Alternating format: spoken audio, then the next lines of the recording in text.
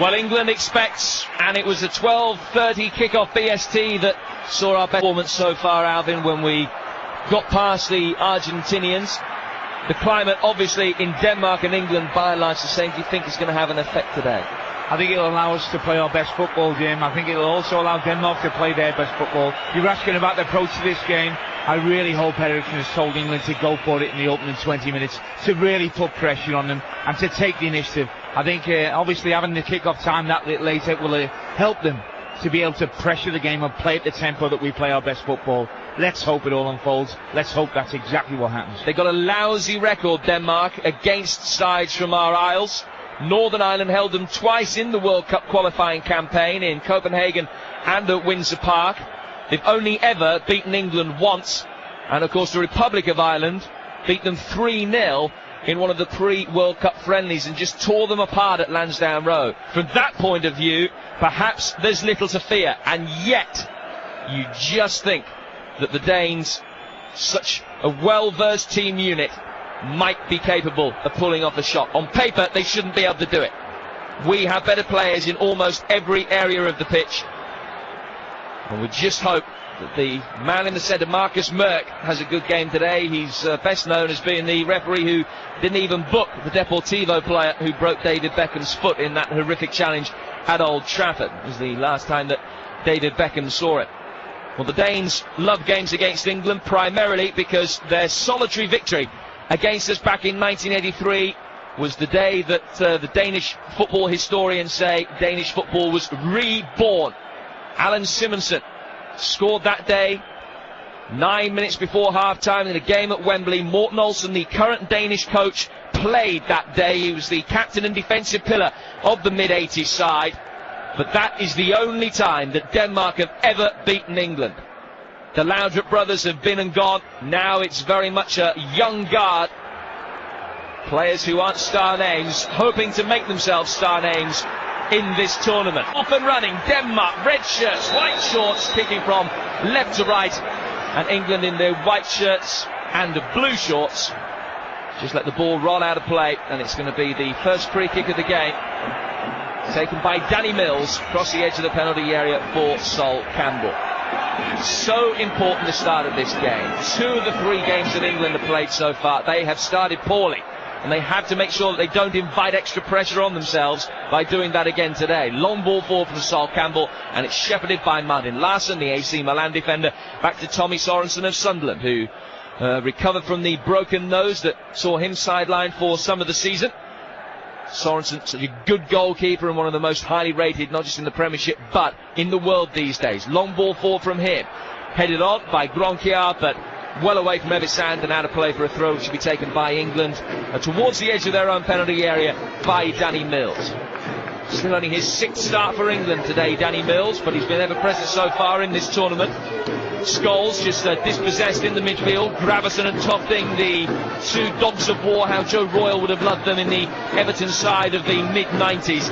And they bear more than a passing resemblance in every facet of their play and appearance to the Mitchell brothers from EastEnders. No doubt about that. Phil Mitchell, Stig Tofting. A lot has been written about the tragic childhood that he suffered. And certainly that, they say, has been playing on his mind. If you don't know the story that's written up in some of the papers today, it is a tragic tale which it's not appropriate for me to go into now. Here's Sol Campbell playing the ball down towards Ashley Cole. Cole pressurised quickly by Romadahl. Scholes tried to break it through the midfield and it hit Gravison.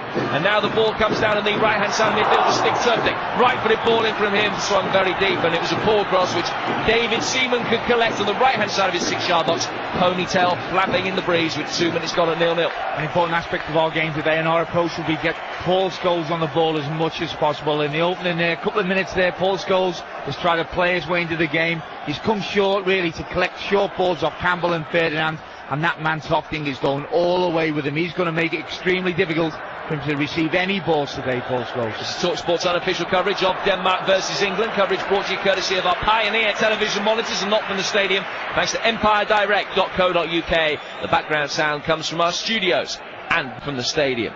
Emil Heskey chased the ball down the right-hand touchline, couldn't really control it.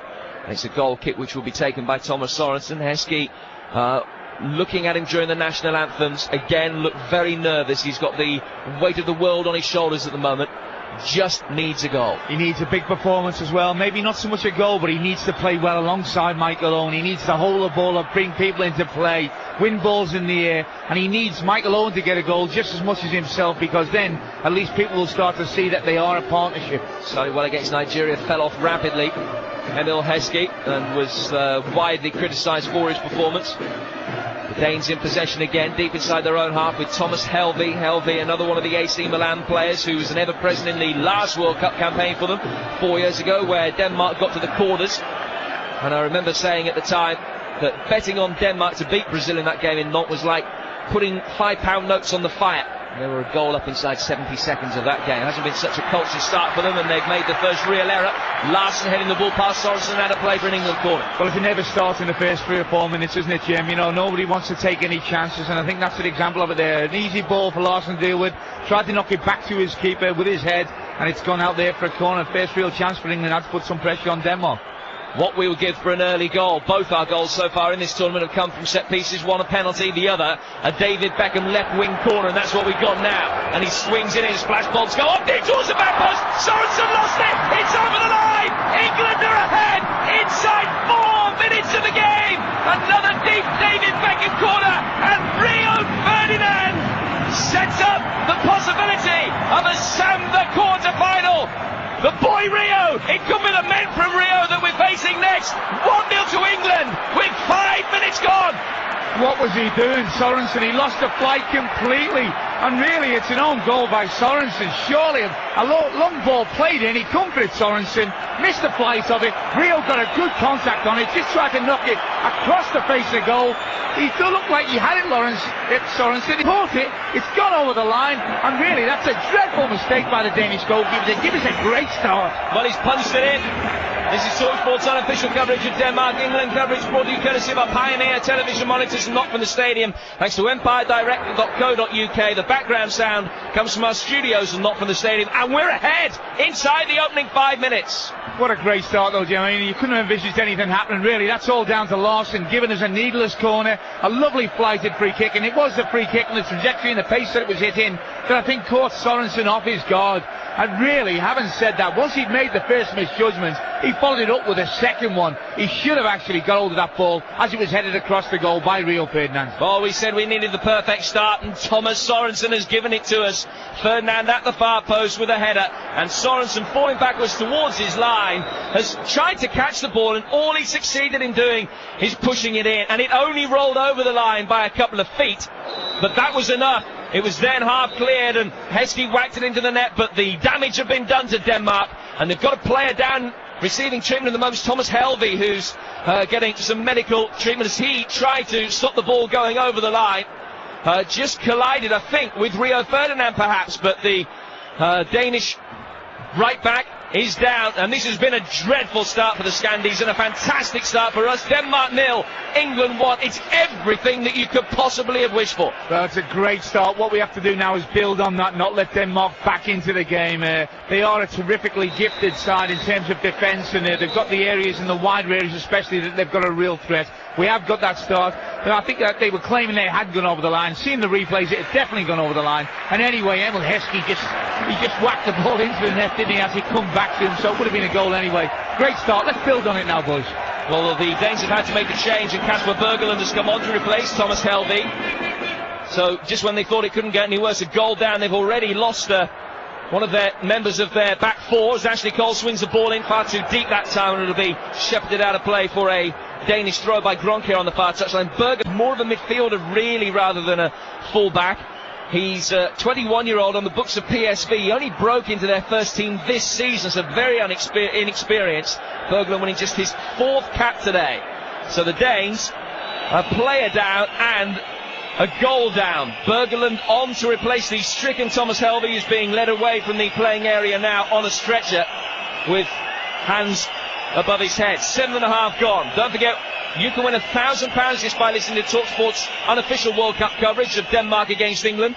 when the ball hits the woodwork for the first time, called the TalkSport competition line. You can be £1,000 richer thanks to Sadler Exterior wood stain specialists. The number to call when the ball hits the woodwork, 0901 499 1089. That's 0901 499 1089. England leading Denmark by a goal to nil. A Thomas Sorensen own goal on 5 minutes. But the Danes in possession now with Nicholas Jensen knocking it square through the midfield area. Picked up then by Tufting. He knocks it down the right hand side for Bergeland, who's another doppelganger for the midfield dogs of war. Play for Tufting. Good passing movement by the Danes. Ashley Cole snuffed it out though, and it breaks back off him. David Seaman picks it up, and that's construed, rightly so I think, that it wasn't a deliberate back pass by Ashley Cole. But that was the first time that Denmark have really been able to break with pace, and needless to say, Rommedahl was integral in everything they did. Well, a big part of it on our victory today, if we are going to get it, is how well Ashley Cole handles Rommedahl, because he is the one, the real threat. He's got more pace even than Gronko, who's no slouch on the other side. A big part, like I say, will be, and a big responsibility of our display today will be on his shoulders, young Ashley Cole. But what a great start, and it's a start that you would have wanted against these. This team really is a team that I think is better counter-attacking. You know, it wants to hold, it wants to be defensively strong, Denmark, and then when you actually start trying to get at them, they hit you on the break with that pace down the side. So this is something they won't have wanted. They wanted, obviously, to go a goal up and then defend and then counter-attack from there. So their game plan has gone out the window now, Jim. Michael Owen lays the ball back for Scholes, midway inside the Danish half. Good play by Sinclair. First time ball out to Heskey.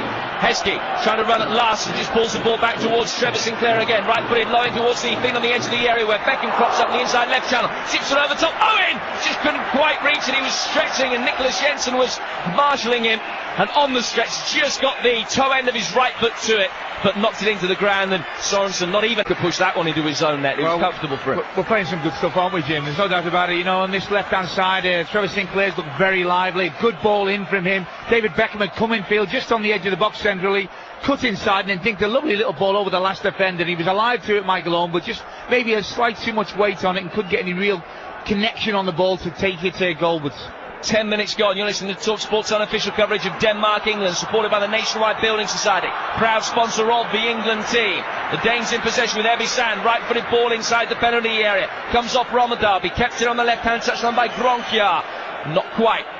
And just managed to avoid falling over the hoardings on the far touchline as well. The referee's assistant indicating that in trying to retrieve the ball from Ebbe Sand, it had just crossed the white line, and it's a throw which will be taken by England. 10 minutes gone, Denmark 0, England 1. The Danes have scored in every World Cup game they've ever played. This is the 13th tie that they've played. That's some record nevertheless. England have kept 2 clean sheets in a row, only 3 in their last 10, but England have based their play around recent times, of course, on having a tight defence. You look at David Seaman's goalkeeping record, something we talk about nearly every game. He's only conceded 40 goals in 71 internationals. That is how important a 1-0 lead is. Free kick given away by Emil Heskey, and the yellow-shirted referee from Germany just says that he was backing into Martin Larsson. The replay shows that he can justifiably feel hard done by with the decision. 11 gone, 1-0 to England. We hope it doesn't carry on like that, because he hardly moved. He just waited for the ball, and Larsson tried to win a ball that he shouldn't have been able to attempt to win, and he's ended up getting a free kick against England. And like I say, I think sometimes because of his sheer size, Heskey, he doesn't get the rub of the green in terms of the referee's decisions. The only previous meetings in the World Cup between these two came in qualifying for the 1958 tournament. We won 4-1 in Copenhagen and 5-2 at Molineux with Tommy Taylor, one of the Busby Babes, getting a hat-trick in that game.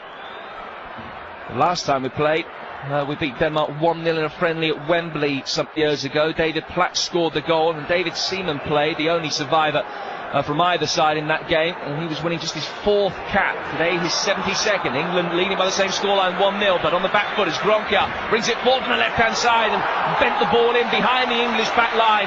Thomason, though, couldn't reach it, and it drifts away to safety for England. Goal kick which will be taken by David Seaman. 12 minutes gone, England a goaler, and at the moment heading for the quarters. Right danger there, wasn't there? You know, and that was something that we've got to be careful of. Danny Mills had overlapped David Beckham. David Beckham went for one of his long balls, didn't catch it right, give the ball away. All of a sudden they had possession, and he was in advanced position there, Danny Mills, and Gronkjaer's received the ball and started running at David Beckham. dangerous ball. He didn't have to go past him because David Beckham knew he had the pace to actually run him. He dropped off and he whipped the ball across the base of our goal there, Gronka. Now England with a chance to break after a poor ball by Gravison in the midfield. It was cleared out towards Michael Owen. Sinclair with a little give and go on the edge of the area looking for Heskey. Heskey lost it and then almost seemed to give up the chase. Realised that he might be able to get there first before the centre half and tried to just muscle him out of it down by the left-hand touchline. The England move breaks down and Nicholas Jensen can bring it forward for Denmark. Over halfway now towards Gronkier of Chelsea. We've seen a lot of the ball in these early stages. Back to Thomas Gravison. Gravison to Nicholas Jensen of Manchester City. Forward from him towards Jondal Thomason. He's muscled well off the ball though. The ball eventually played for Bergeland, can mop up the makeshift right back, gets it back to Sorensen. 13 gone, England leading Denmark by a goal to nil. Setting up a tie with the winners of Brazil against Belgium, a game that we'll be bringing you unofficial commentary of on Monday from our London studios. That's at 12:30 kickoff as well, our time. Nicholas Jensen in possession inside his own half, just brings it over halfway, finds Thomas Gravison. All economy of effort, then arms start flailing as he just knocks the ball 5-6 yards square to his right hand side for Tufting. Tufting gets it back to Henriksen. Now Larsen, exchange of passes with Bergeland. He'll then play it forward towards Stig Tufting. England's pressure keeping Denmark inside their own half at the moment. Tufting just makes his way past a little bit of rubbish on the pitch, which is something that you don't see very often out in those stadia in the east. The ball is still inside the Danish half. It's with Rene Henriksen of Panathinaikos, who had a good Champions League campaign, but player susceptible to a pacey attacker, they reckon, something that Michael Owen will be all too aware of. Bergeland, Larsen. The Danes have strung about 15 passes together, and still England have kept them inside their own half. Now they break forward. Rommedahl trying to get it forward towards the run from midfield of Stig Tufting, but it's cut out by Ashley Cole. England trying to break quickly. The ball over the top, overhit for Emil Heskey, who has had a slow start, to be fair, with 14 gone. Hasn't really shown anything of the form that he is capable of in his Liverpool performances. And with the best part of a quarter of an hour gone, we're getting on for 20% of the way there. We lead by a goal to nil. I think what I said early on as well, Jim, doesn't suit the Danes going a goal down. They haven't got real flair, I don't think. They've got pace in the wider areas. What England are doing is squeezing and condensing the play. They're stopping the service to the wider areas of Denmark, and I think Denmark are struggling as a consequence of that. Now Heskey can bring the ball forward. Oh, Sorensen came out. If Heskey had been on form, you feel that he would have been able to just flight it over it for 2-0. That was everything that Emil Heskey is good at initially. Taking on the centre half, beating him for pace, muscling him out of possession on the edge of the area. Sorensen saw the danger, came out quickly. Heskey hesitated, and then the chance was lost. Sorensen's give us one goal.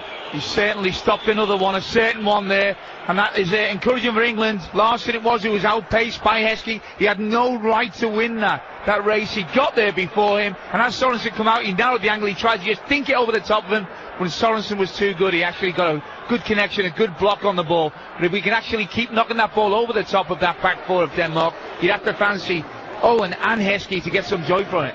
This is TalkSport's unofficial coverage of Denmark against England. And if you're stuck in that terrible traffic jam on the M25, incidentally, I can assure you that you won't miss a kick of the action here as we bring you unofficial coverage from our London studios. If you are sitting in a traffic jam, highly frustrated at your inability to see what is going on, I can promise you that you will hear the news as it happens here. And if you're stuck, just wind down your window, tell the fella sitting next to you TalkSport is the place to be. England leading Denmark by a goal to nil. This is a station where you heard that famous game. We beat Argentina, and today we'll bring you another one unofficially from London, courtesy of our Pioneer television monitors and not from the stadium, thanks to empiredirect.co.uk. The background sound also comes from our studios and not from the stadium. Denmark are in possession inside their own half. It's gone from Henriksen out towards Nicholas Jensen. Jensen able to bring the ball forward 10 yards inside the English half before flighting it forward. Look for Jondal Thomason, who's hardly had a touch so far, and it's mopped up by Ashley Cole on the edge of his own penalty area, and he gets it back to David Seaman. Only conceded 2 goals in his last 6 matches for England, David Seaman. Ball forward towards Ashley Cole, just bounced in front of him, he chested it down, and then a slightly awkward side-footed ball back towards Sol Campbell, his Arsenal teammate. Now goes out towards the right-hand side for Rio Ferdinand, who I'm sure won't be credited with that 5th-minute goal, which incidentally would be his first for England. But clearly Rio's header not going in, and Sorensen intervened and pushed it over the line for it. The ball was whacked down the left-hand touchline for England for Trevor Sinclair and then put out of play. It's a free kick, I think, which will be taken by the Danes in the right-back position for a shot by Trevor Sinclair. Couldn't be better so far with 17 minutes gone. England leading, nobody in the book, no sign of injury worries. It's dreamland, really. Yeah, the only thing I would say is it could be a little bit better if Heskey had tipped that ball over Sorensen, because that second goal would have been lovely, wouldn't it, Jim? You know, 17 minutes gone, we've got the start that we wanted, we've got the goal in the bag, and we've had a glorious chance to make it too. If that had been Michael Owen, you feel that his goal drought, which stands at 4 games, would definitely have been over. Heskey's worst, 1 goal in his last 15 matches for England, Emil Heskey, and as I mentioned at the time, only scored the 1 competitive goal for England, which was the 5th in that 5-1 win in Munich. His others coming in Malta and against Spain at Villa Park. Denmark bring it forward. Poor ball though by Romadal, which was easily mopped up by Rio Ferdinand on the edge of his penalty area. Romadal just scuffed it, didn't really get any pace on it, and Morten Olsen looks a very dejected man as he inspects the possible ruins of his World Cup from the touchline. Doesn't tempt fate. Tough things ball inside the penalty area, easily saved by David Seaman. You wouldn't want to be a Danish fan watching this because they have not played to their best so far. 19 gone, Denmark 0, England 1, unofficially on TalkSport. Just seen the first sign of Ramadal's pace, and I tell you what, you've got to be a quick player to get the other side of Ashley Cole. 10 yards inside our half, he just knocked the ball inside, flipped it round the corner, and then went for the return ball. It was played in behind. And normally Ashley Cole, I'm sure, would have been first to that ball against most of the players in the world. Not Ramadal. He got there and he whipped the ball across the face of the goal. Like you said, Rio Ferdinand defended well. Well, they reckon he can do the 100 metres, Dennis Ramadal, in about 10.2 seconds, something like that. And they said, what's your best time? And he said, I don't know. I've never timed myself. There's no point. I know that every left back I play against, I'm quicker than. That's all I need to know. And you can certainly see it. Ashley Cole, no slouch. But Ramadal's got him. For pace, no doubt about that. He's got possession though. England have hardly put a foot wrong defensively so far. Romadal getting it back towards Bergerlund. Bergerlund 5 yards inside the England half, and he just knocks it forward for Romadal again. Back to Kasper Bergerlund, shaven-headed youngster inside his own half for Rennie Henriksen, and Henriksen will get it out towards Nicholas Jensen on the left-hand side, who's now establishing himself in this Danish setup. In place of the veteran Jan Heintzer, who's the skipper coming into these World Cup games, but has almost certainly played his last international match for his country, one of the most experienced Danish internationals of all time, but at the age of 38. Some of his performances so far have fortunately betrayed him that he is a man approaching his 39th birthday. Ball played forward by the Danes again, and referee spotted an infringement. It's a free kick, and just looking a little bit angry, Marcus Merck. It is a free kick which will be taken by England inside, by Denmark inside the English half, but deep towards halfway. 20 gone, Denmark 0, England 1, and the free kick is taken by Tufting, and they've taken it backwards. The Danes not happy in possession, really. The ball played forward towards the edge of the penalty area. This is better from them, though, and there's a lot of space. Ashley Cole out of position. Romadal sends it in too deep towards the back post. Mercifully, it was a poor cross. Gronkiard chased it and tried to rescue it, but that was a worry for England, because all of a sudden Romadal was in possession and he had 10 yards of space. Well, he might have had 20 yards. I can't believe it. Again, I've mentioned it before, Jim, that many times Ashley Cole overcovers. He gets right in alongside his centre halves, and then the ball breaks down into the middle of the park, and then that ball out to the right hand side for Denmark. He had 20 yards there, Ramel. I can't believe he didn't run with the ball. Instead of that, he's trying a quick cross that was overhit by about 10 yards, and he's let us off the hook there. Denmark qualified by being unbeaten in their group. They qualified ahead of the much fancied Czech Republic. They had away wins in Iceland, Malta and Bulgaria. It wasn't the hardest group in the world to get out of, but they still qualified with panache. 6 wins and 4 draws in their 10 games, scoring 22 and only conceding 6, and in that a 10-1 win against San Marino. Ball played forward by David Beckham, just knocks it back on the right hand side, flip forward towards Heskey, right footed ball over the top with pace. This is much better from England, and Berglund couldn't really defend it. Picked up by Trevor Sinclair, left hand side of the penalty area. Options in the centre, plays it short, breaks for Owen, and we're 2-0 up. Michael Owen doubles our lead. A wonderful goal, and we really are heading for that tie with Brazil now. It has been a magnificent start, and less than a quarter of the game gone with 2 goals to the good. Brazil, bring them on. Absolutely brilliant play. Great play by David Beckham. He was forced back. He played the ball into Nicky Butt. Good ball played forward. Great touch by Heskey. He come back again, and then the ball broke to Trevor Sinclair. He's put it in the box. Really, it was scruffy the way it came to him. Nothing scruffy about the finish. A swivel, left foot, no chance for Sorensen. 2-0 to England. Come on. This is TalkSport's unofficial coverage of Denmark against England. This coverage brought to you courtesy of our Pioneer television monitors and not from the stadium, thanks to empiredirect.co.uk. The background sound comes from our studios and not from the stadium. Denmark 0, England 2. I don't think he's had a touch, Michael Owen, apart from that, and I was thinking as well before that David Beckham has hardly touched the ball, neither has Paul Scholes, but they were all involved in the second goal, and we've been talking about him maybe coming to the line, getting the goal that we know he's capable of getting, and having a real impact on the World Cup. That's the first sign of the real Michael Owen, isn't it? One touch with his right, swiveled on it quickly, and he didn't just hit the target, he knew exactly where that was going, right into the bottom hand corner. What a touch from Nicky Butt, though. First time, just came to meet the ball, took the pace off it and just deftly flicked it through. Took possibly the merest hint of a deflection off one of the Danish defenders as it found Michael Owen. But Owen's first goal in 5 games for England, his 7th in his last 10 internationals, his first at this World Cup, of course, and celebrating his 40th international appearance with his 17th goal for England. First yellow card of the encounter goes to Stig Tofting. No real surprise there for a little bit of dissent show in the midfield. Denmark 0, England 2, Sorensen an own goal on 5, Owen on 22, with 2 goals up. The Danes are losing it, they're losing the game, they're losing their temper. This is fantastic. I think they don't know what's hit them, do they really? 2-0 down, and this is just exactly what we would have wanted there. They are a side who want to sit deep, they want to defend in numbers, and they want to break in the wider areas. We got the start.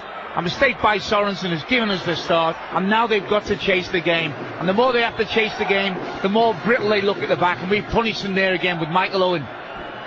Well, the Danes will bring the ball forward, left-hand side of the penalty area, knocked away by Scholes. This is a situation which provides a new set of problems for England, but very happy problems of that. But now 2-0 up, how do you approach the rest of the game? 65 minutes to go. And England sat on the lead to such great effect against Argentina. The Danes not comfortable in possession. I suppose just sitting back and defending even relatively deep isn't going to be too much of a problem against the Danes. It's where you defend. I think that line that you hold, Jim, you don't want to be holding it on the edge of your penalty area. What you want to be doing is holding a line 15 yards outside of that penalty area, where there's no space for people to get the ball in over the top, but there's still not enough space for people to come and receive it, to beat and turn and run at you.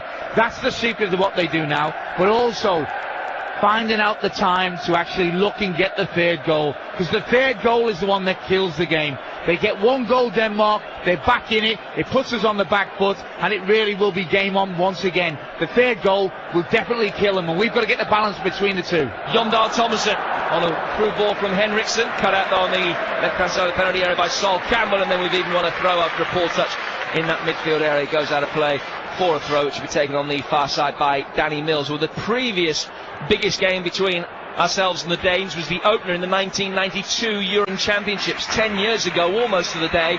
0-0 that finished in the England side that day. Keith Curle, Carlton Palmer, Alan Smith and Tony Daly. It's not been about 10 years for English football. I don't mean that in any mark of disrespect to those 4 individuals, but I think even they would admit that the current England side is better than that one of 1992. Well, you're talking about the last 10 years. I'm looking forward to the next 10 years, Jim, and looking at some of these players with a tremendous opportunity of winning this game now. Still a lot of football to be played. Like I say, 1 goal from Denmark gets them back in it, and we can really throw it all away. So it's not over yet. We need the third goal, but when you look at some of the players now that really look to be taken to the international scene, even people like Trevor Sinclair, who also played a big part in that second goal, the ball's come to him on this left-hand side. Instead of whipping the ball in and flighting it with a lot of height, he's whipped 2 low balls along the ground, and they've been effective in the way they've actually been dealt with by the receiving player. The second one by Nicky Butt was actually flicked into the path of Michael Owen, and a tremendous finish by him. Now though, the Danes can break quickly with Gravesen. Slide rule ball towards Eversand, who gets it onto his left foot. Scott Parson challenges and fires just wide. That was the best chance that Denmark have created so far by an absolute streak, and it just gave a little warning signal to the England men. Good ball in from Gravesen.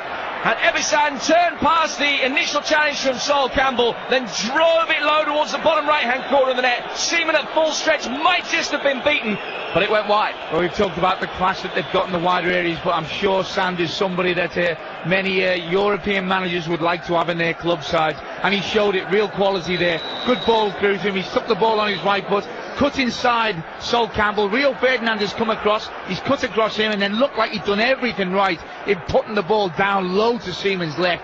But fortunately for us, it was only 6 inches wide. Got a very good record, Ebisan. 9 goals in his 10 qualifiers, but admittedly 5 of those did come against Malta. Scored against Nigeria in the second round of the World Cup last year, a game that, the last time round, 1998, a game that the Danes won by 4 goals to 1 before they were edged out by Brazil in the quarter-finals in Nantes. And a good record for Schalke in Germany as well. Goal rate of almost exactly 1 every other game, 47 in 93 league games for Schalke, scoring the German Cup final last month. A dangerous customer. But let's not take anything away from this England performance. We lead by 2 goals to 0, and we're still inside the first half hour. Space though for Romadal on the right-hand side, which is something that England do have to address. He just brings the ball into a more central position. Thankfully, Romadal's service has been poor so far. England able to squeeze the play up towards halfway as the Danes go backwards again. They've shown a great tendency to do that, and not to good effect. The good play by Gravesen wins possession back on the near side from Trevor Sinclair. Played then out towards the Danish left for Nicholas Jensen. Jensen able to bring the ball forward towards the edge of the penalty area. Left-footed ball in, and he got it between the 2 centre-halves easily enough, but the 2 Danish strikers ran one way, one the other. And David Seaman said thank you very much. 29 gone. Denmark 0, England 2, and we're heading through. And the rain's coming down now. I can see the pictures here, and the rain is coming down. That will help us, I think, because it will really make it a nice quick pitch for us to move that ball about on. But only half an hour gone, and there's still a long way to go. But I must say that as a back four, at this moment in time, we do look particularly solid. Ashley Cole, Danny Mills are doing good jobs on the wide people, and Sol Campbell and Rio Ferdinand really know what each other's game's all about now, and they look tremendously solid in the heart of our defence. You're listening to TalkSport's unofficial coverage of Denmark against England, supported by the Nationwide Building Society, proud sponsor of the England team. It's a proud day so far. You'd take, at this stage of the competition, it goes without saying, the scruffiest 1-0 victory. But if you can win with a wee bit of panache, players playing themselves into form, Michael Owen getting the goal that he so badly needed, you felt, just take a little bit of weight off his shoulders. His first in 5 internationals since he found the net in our warm-up game against South Korea. And it's been a great first 30 minutes. The 30 minutes now upon us. Denmark 0, England 2.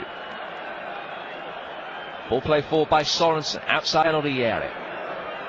Now on the right-hand side of the Danish back line, it's swung forward by Martin Larsen. Gravesen having to get forward and attack much more than his natural game dictates. Gets the ball out towards Romadal. His cross, headed away by the top of Danny Mills' bold Payton. It was a good defensive header. Picked up though by Gronkjaer on the Danish left. Back to Nicholas Jensen. Jensen square to his right-hand side for Thomas Gravesen, whose chip ball delivered down towards Dennis Romadal finds him after one bounce. Romadal just drops his shoulder. Low centre of gravity.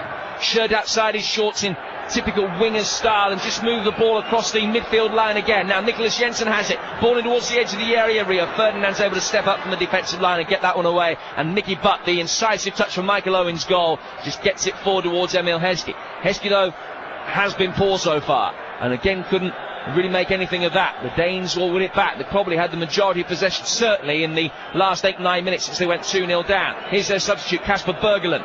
Bergelen back through the midfield. The ball intended for Jondal Thomason, who's hardly had a touch so far, was overhit by Stig Tufting, and it rolls through towards David Seaman. 31 gone. Denmark 0, England 2. Well, we've got to keep possession of the ball better than we are doing at the moment, but I'm always happy when Gravesen and Tufting has got the ball in the central midfield area, because they don't, I don't think, have got any real quality with their penetration in terms of passing. When they get the ball wide, Romadal is somebody we have to give respect, and even Gronkjaer on that left-hand side. But when they've got it in central midfield, I'm more than happy as an Englishman watching this game. Well, the Danes hoping to set up a revenge quarter-final against Brazil after that 3-2 defeat 4 years ago in Nantes. Only 10 years ago that they were European champions. But the last 10 years, well, they may have been kind to the progression of English football. They haven't been to Danish football. They have got some good young players coming through now, the likes of Romadal. But having said that, this tournament, just coming at a bad time for them. Here's David Beckham, right hand side, great ball in, Heskey attacks it near post, and it rolled away off Henriksen's feet, and Sorensen could gratefully pounce on it inside his 6-yard box. That's the first cross in any dangerous area from David Beckham. What a wonderful ball by Rio Ferdinand, played down the outside of our right hand side flank. He's got the ball, he hasn't even bothered touching it. He's played an early ball on the half volley with the inside of his right foot. Great ball, just couldn't get on the end of it, could he, Heskey?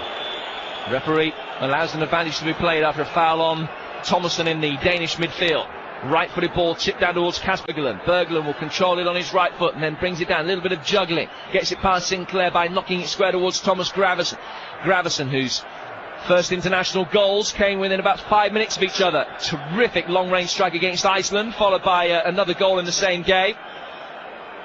But it's hard to look down their side and see a prolific international scorer, notwithstanding the fact that Thompson scored in every game so far. He made the run forward, which was thwarted by Sol Campbell, who's having a good performance, his 50th game for England. Headed away. Now to be brought down by the Danes once more inside their own half. Forward from Martin Larsen.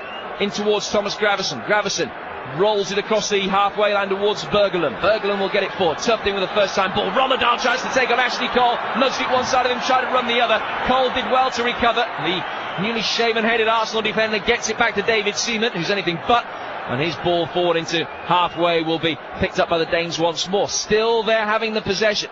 Jesper Grønkjær back over halfway to Nicholas Jensen. Jensen. Exchange of passes between him and René Henriksen. Forward over halfway. Gravesen. Thomason dropping a little bit deeper for it. Just lays it off the former Newcastle man. Down towards Kasper Berglund again on the right-hand side.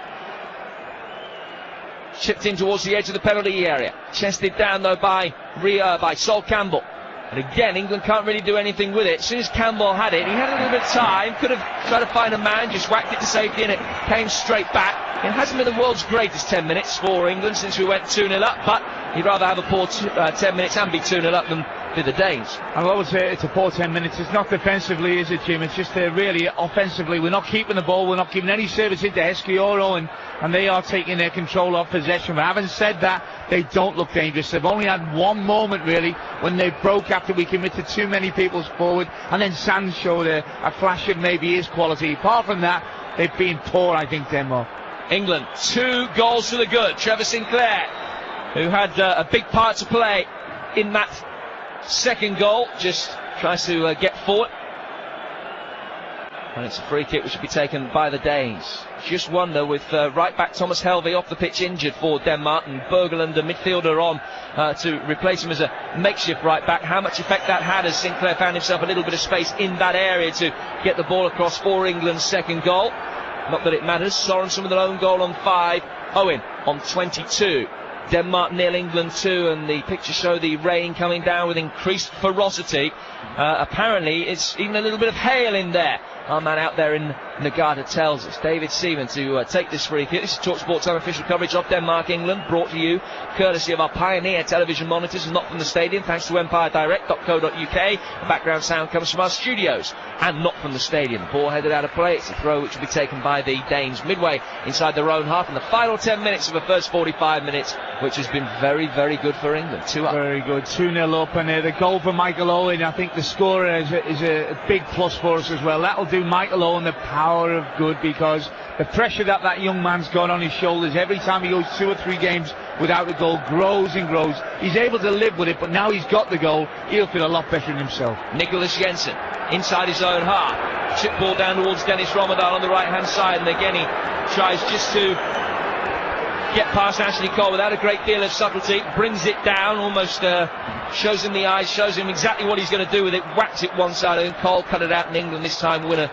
free kick. The players looking absolutely drenched, but so far so good. Denmark 0, England 2. Tomorrow here on TalkSport, unofficial coverage of Spain against the Republic of Ireland. I just got a sneaking suspicion it's going to be a great day for the men in emerald green tomorrow. Find out here on official coverage from our London studios on TalkSport. The referee again blows his whistle. It's a free kick which will be throw which will be taken over on the Danish left-hand touchline with 8 minutes to go to half-time. Alvin Martin. Well, look at the pictures here. It's lashing down, isn't it, out there? And it really is. It's a monsoon at the moment. But England looking well in control. It is skidding around the ball. We've just got to get possession of the ball better. Get it out to Beckham. Maybe Paul Scholes. I'd like to see more of him on the ball at the moment. We are doing most of our work. Nicky Butt and Paul Scholes, Trevor Sinclair and David Beckham at the moment in a defensive mode. We're stopping them playing or getting into any real dangerous areas. When I'd like to see us obviously doing that, but when we do get the ball, maybe looking to be a little bit more penetrative with Arsenal as well. Well, we've been knocked out of the World Cup at this stage in 2 of the last 4 tournaments. It's not looking likely this time though. Romadal, as he plays the ball in, again taking on Ashley Cole, got some space. He's got plenty of pace, no doubt about that. He got the ball in towards Eversand, and the defensive marking on Sand was very impressive in the centre and stopped him getting a decent shot on goal. He dragged it well wide. I've never ever seen that, Jim. The pictures that I'm seeing here now of Ashley Cole trying to get back in against Romadal. I'm not making any ground up on him. In fact, Romadal's going away from him. Lots of space there for him to run into, and that's something we've got to be careful of. You don't give Romadal 30 or 40 yards of space and let him run into anyone, because if he can take Ashley Cole on for pace, he can take anybody in that England back four on for pace. Trevor Sinclair's left boot has come off. Stick Tupting has just handed it to him so that he can try and unpick the knot, which those laces being all horrible and wet, that's going to be a difficult job. Might take him towards half time to do that. So Trevor Sinclair is just playing with one boot in one hand and one on his right foot. Nicky Butt's gone down in the midfield. Play will continue with the Danes in possession, left hand side. Dangerous moment this for England. Ball in towards the near post. Did it take a deflection? The referee has said yes, it is a corner, the first that Denmark have won on their left hand side. Well, it was an awkward challenge in the midfield area there, and I can see Nicky Butt limping back here to mark up from this corner. But they are obviously getting lots of possession, Denmark. I just hope that the rain doesn't continue to come down, because if it does like this, surely it's going to play a big part in the way the game goes in terms of the ball moving. In comes the corner, plenty of whip on it from Thomas Gravesen. The first England defender went to head it and completely missed it. It was volleyed to safety, but Marcus Merck spotted an infringement. It's a free kick to England inside the penalty area with 6 minutes to go to half time. And Robbie Fowler just looked for a moment as though he was poised to come on for England. With 5.5 minutes to go, he's just taken the tracksuit top off in this weather, or the weather that they got out there. You certainly don't want to do that unless there's a real need for it. So it'll be interesting to see if Fowler does come on in a few moments' time. Denmark 0, England 2. The Danes in possession. Get it out towards the hand side again. Looking for Gronkjaer. Danny Mills has stopped him and then comes away with the ball. Good play by Danny Mills. Lays it back over halfway to Nicky Butt, who's shown no ill effects of that challenge that he picked up in the midfield a couple of moments ago. Long ball forward from England, headed away by the Danes and played by Romadal down towards halfway for Bergeland. Romadal then takes control again, and the PSV Eindhoven winger just takes it off the boot of his club teammate, brings it into a central position, but another move breaks down. High ball over the top from Scholes, chased by Heskey, but it whips off the surface, having taken a bounce, and zips back towards Thomas Sorensen. Could be Heskey that would make way for Robbie Farah, don't know. 5 minutes to go till half time. Denmark 0, England 2. Romadal gives chase again, and he's got an awful lot of work to do. He's done well, he's kept it in, gets inside the penalty area. The England defence backpedaling, eventually cleared on the second ball by Danny Mills after Rio Ferdinand's initial touch. The Danes maintain possession, but they're well back towards halfway.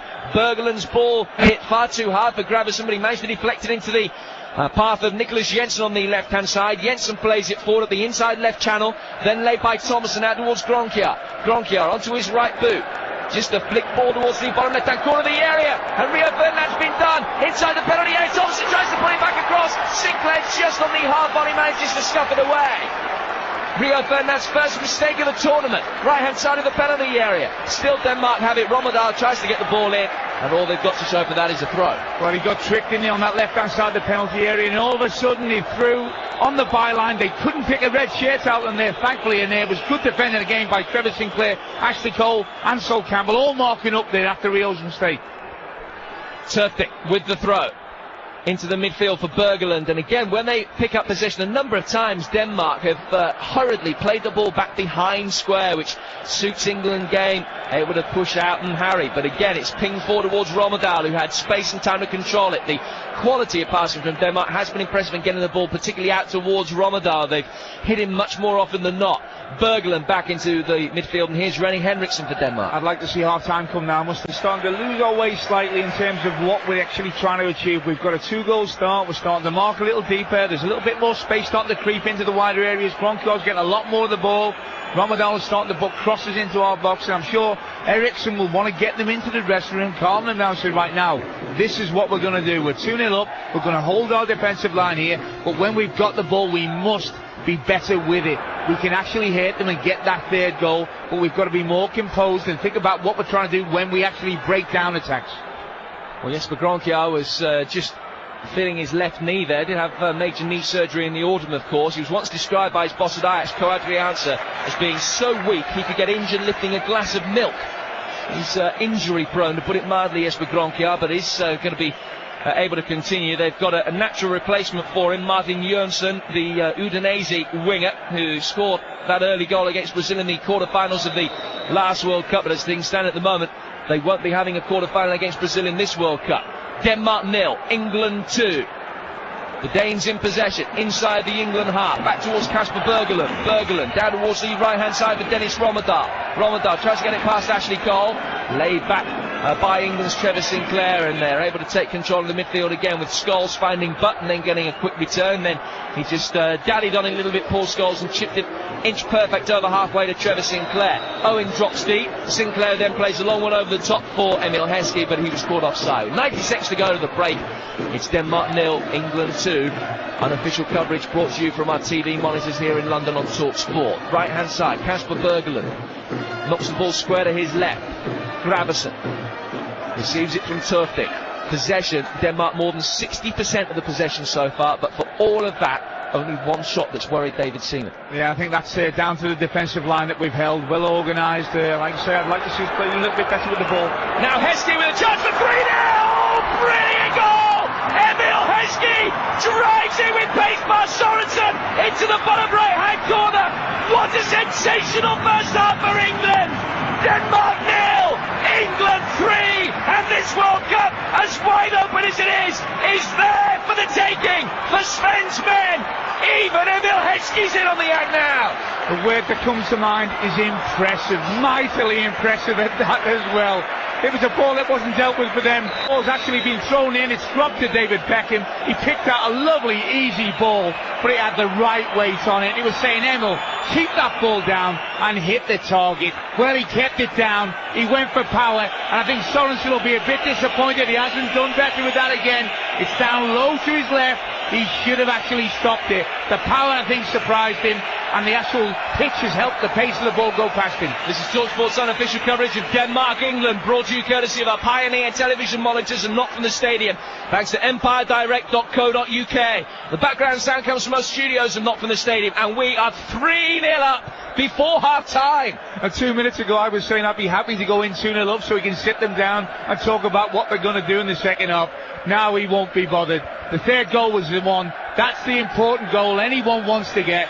He's got it, and now hopefully his side will get more and more confidence as this game goes on, and they can actually enjoy it, because even playing the World Cup, Jim, it's great. You don't often get the chance to enjoy your games. The 3 goals you do. Well, the Danes will end this first half with a corner on the right wing taken by Tufting, headed away well by Rio Ferdinand. Hit a break much nearer halfway than the edge of the penalty area for one of the red-shirted Danish defenders, Henriksen, and then a long-range shot from distance, which David Seaman saw from a long way off. It was a typical Gravesen 35-yard thunderbolt that Seaman just had to get his gloves to it and help it on its way over the bar. Well, it was a good strike, but I think more than anything what caused David Seaman a problem there was it was coming through a body of players, and he's seen it fairly late, didn't take any chances and parried it over the bar. Tufting with Denmark's third corner, deeper one this time, too deep. Thomason attacked it, went over his head, so too Henriksen, and as the ball is driven in from the left-hand side of the penalty area, Marcus Merck says that'll do. Half-time, Denmark 0, England 3, the half-time score. What a day. Well, I'll tell you what, we've had some good moments, I think, over the last 3 or 4 years. I think especially since Eriksson's come in, we've had some good performances, but it doesn't get much better than this. When you think about what's at stake, how big this game is, Emil Heskey, I'm so pleased with him. As I'm seeing him walk up the pitch, he's getting high fives from a few of the players. It's not just the scoreline, it's the goal scorers. All right, the first one Sorensen should have done better with now, but say that was an own goal. But Heskey and Owen, 2 great strikes for England, 3-0 lead.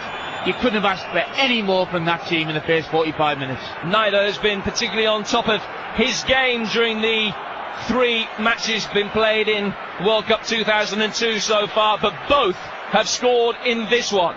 Michael Owen's 17th goal for his country, and also his 35th goal for club and country since the start of this season. Emil Heskey, only his second competitive goal for England, his second in 16 internationals, his last 16, his fourth all told. But the statistics don't really tell the story. All you need to know is that we're playing Brazil on Friday, a 7:30 kickoff BST. We surely can't throw it away from here. Half-time on TalkSport's unofficial coverage of Denmark against England, courtesy of our Pioneer television monitors and not from the stadium, thanks to empiredirect.co.uk. The background sound comes from our studios and not from the stadium. Listen up! Denmark 0, England 3, half-time. Unofficial World Cup coverage on TalkSport, supported by Nationwide Building Society. Get it! The proud sponsor of the England football team. Up steps the captain, right-footed, goes for goal! Oh, yes! Yes! Yes! The gods are smiling on us this afternoon! Oh, someone's crying out for Hall Soothers. Your throat feels smoother when you suck a soother. This summer, kick off the World Cup with a special kick-off breakfast at Little Chef. Throughout the World Cup, we'll be screening the games live from 7 a.m. As well as a special breakfast deal, there are also some great football rewards to collect. So from Sapporo to Solihull, from Osaka to Oldham, catch the magic of the World Cup live from 7 a.m. at Little Chef. This summer, forget the big centre forwards. The one to watch is the Little Chef. Only at participating restaurants. Unofficial World Cup coverage on TalkSport, supported by Nationwide Building Society. The proud sponsor of the England football team.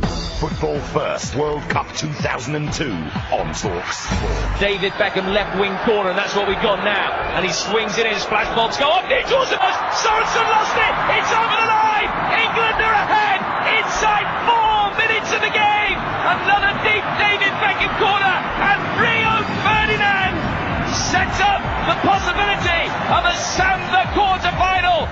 The boy Rio, it could be the men from Rio that we're facing next.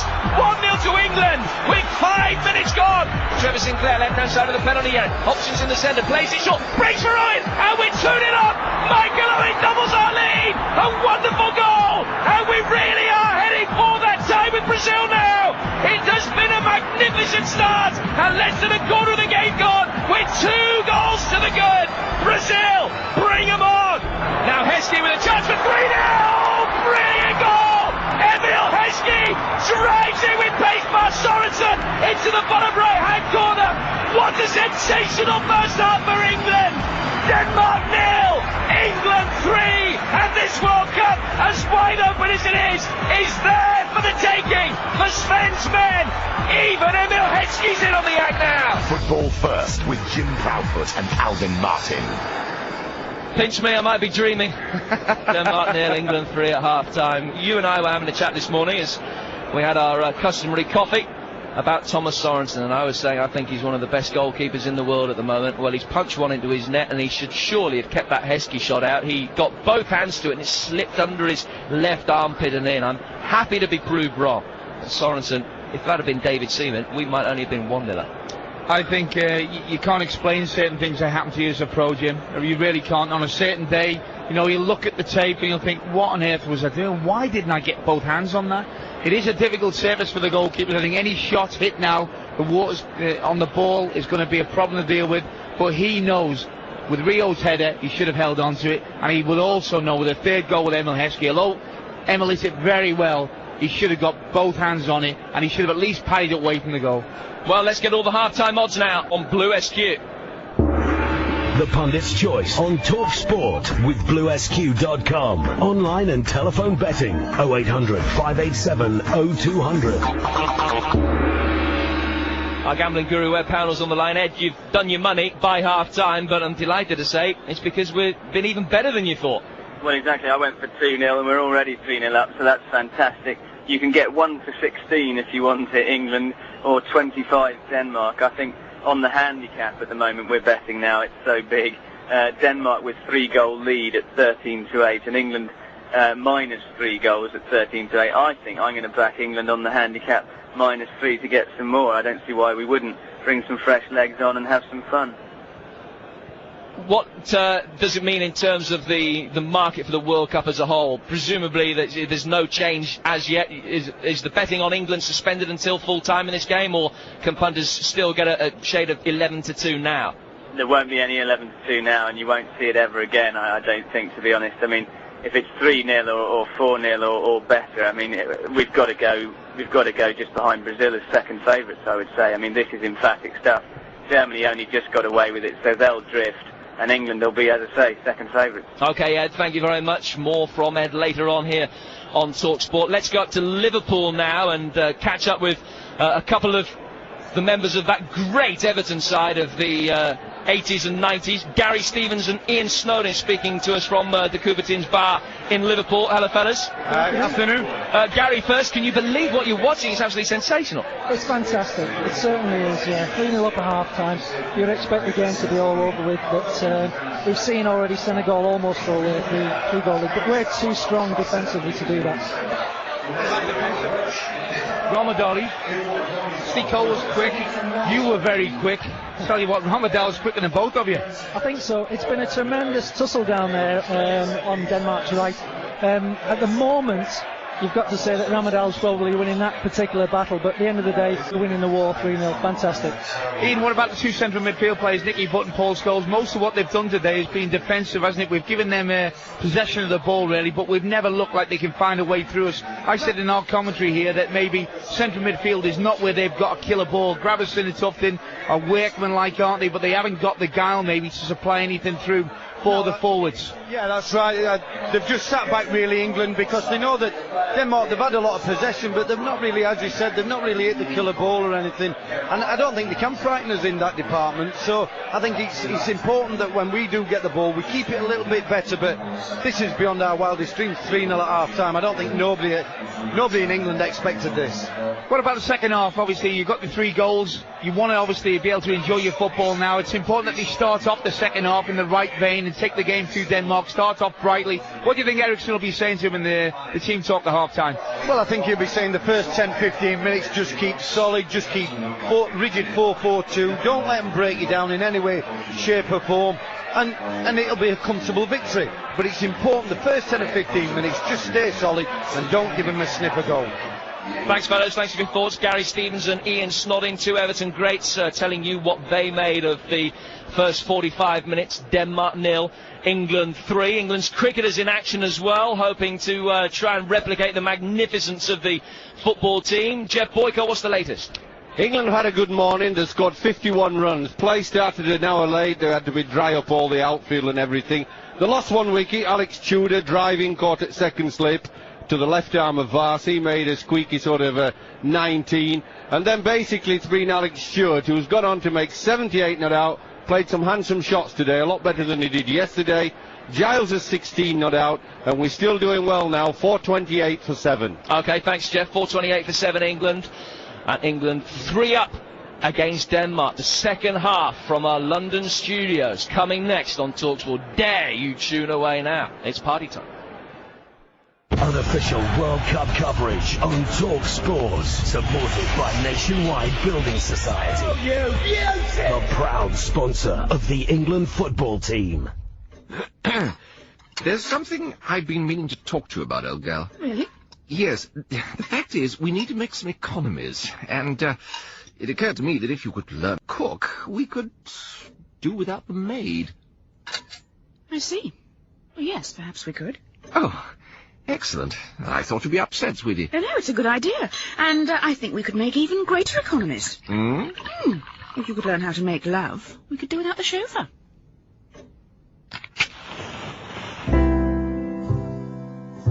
Happiness is a cigar called Hamlet. The mild cigar.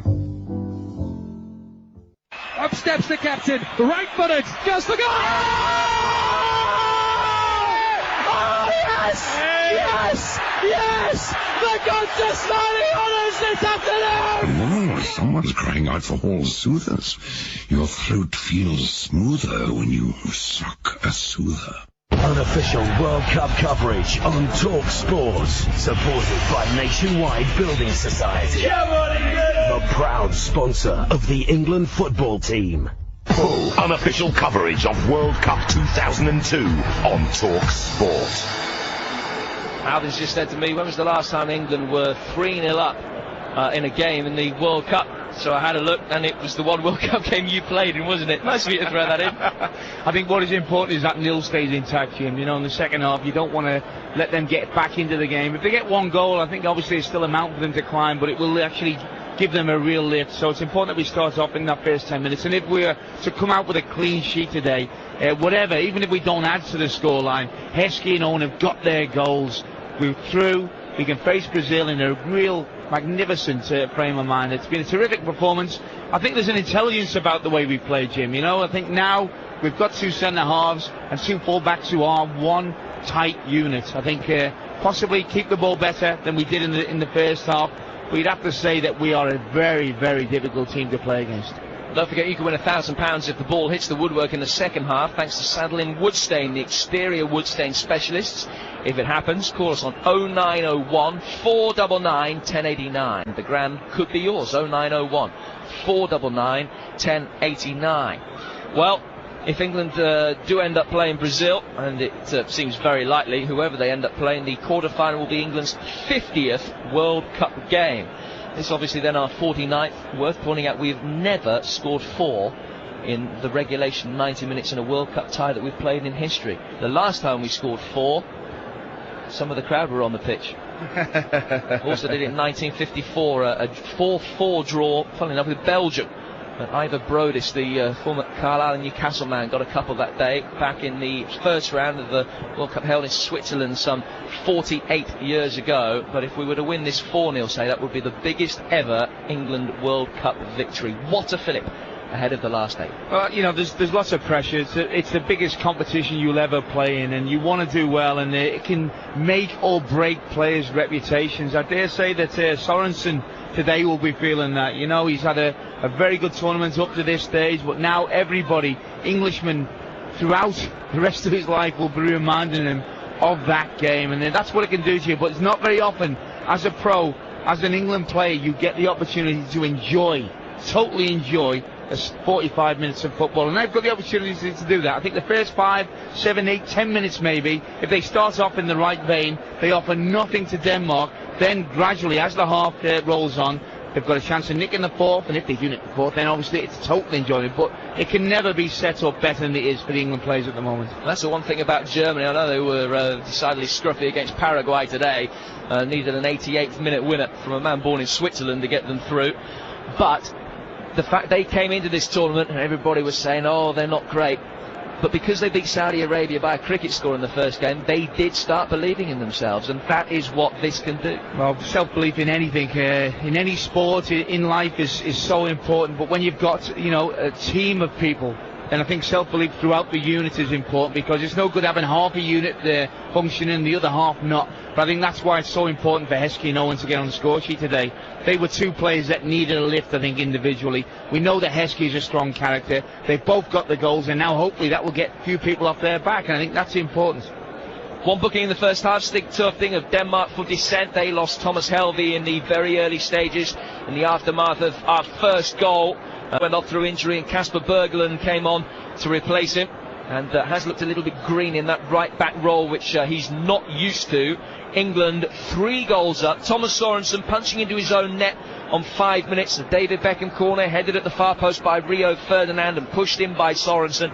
Heskey then saw an effort saved as he was through on goal. A wonderful ball. He muscled Martin Larsson out of possession. Sorensen came out quickly and denied Emil Heskey. Trevor Sinclair midway through the first half rifled the ball in from the left-hand side, flicked on by Nicky Butt from Michael Owen, and a minute before half-time, Beckham's right-wing cross pushed into the net wonderfully by Emil Heskey. A first-time shot into the bottom right-hand corner. England have made a change at half-time, and Robbie Fowler has come on to replace Michael Owen.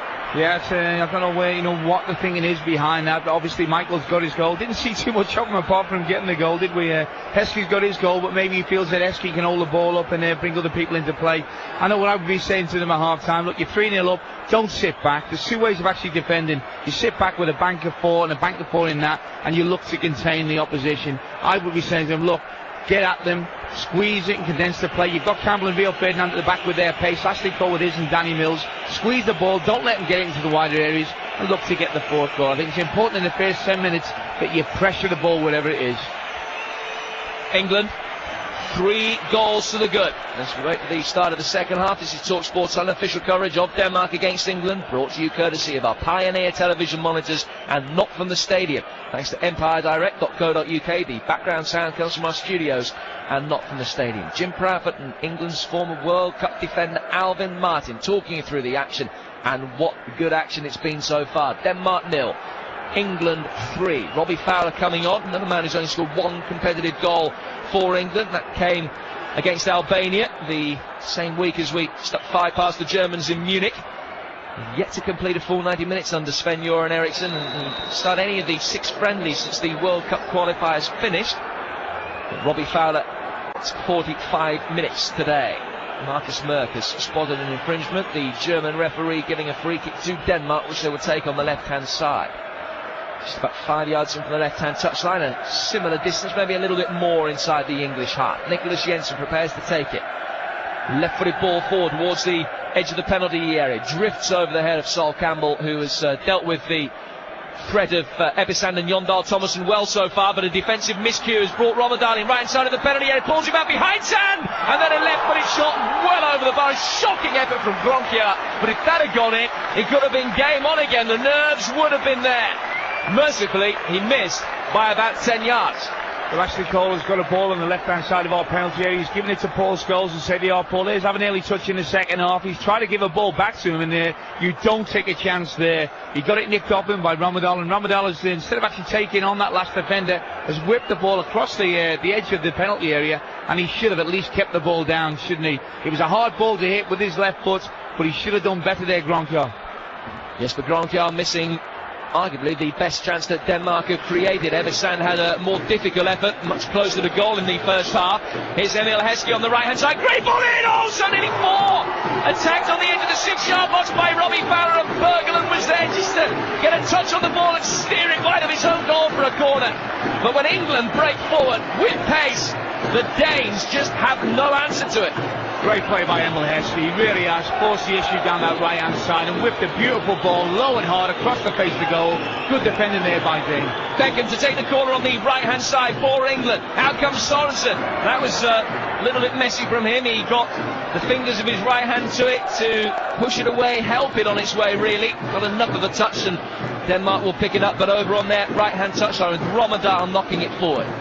Back to Berglund. Berglund out to the right-hand touchline where Tupting plays it forward. Rio Ferdinand, no-nonsense style, just knocks the ball away from Thomason on the edge of the penalty area. Expense of a throw. 3 minutes gone in the second half. Real decent chance at either end in the opening 3 minutes of this second period. Paul Scholes is coming off for England, and he's going to be replaced by Kieran Dyer. Obviously 3-0 up after 48 minutes is a position that there's no point in taking any risks, but I'd like to think that wasn't too serious a way for Paul Scholes, who is trotting, a little bit gingerly, but at least trotting rather than walking up the pitch. Dyer on to replace him. Just wonder if Paul Scholes giving that ball away on the edge of the box has maybe preempted that substitution there. He probably would have had it in his mind. I think there was a quote in the papers this week saying Kieran Dyer is ready, so you always felt that he would have had it in his mind to get him on the pitch. So, 2 second half substitutes for England.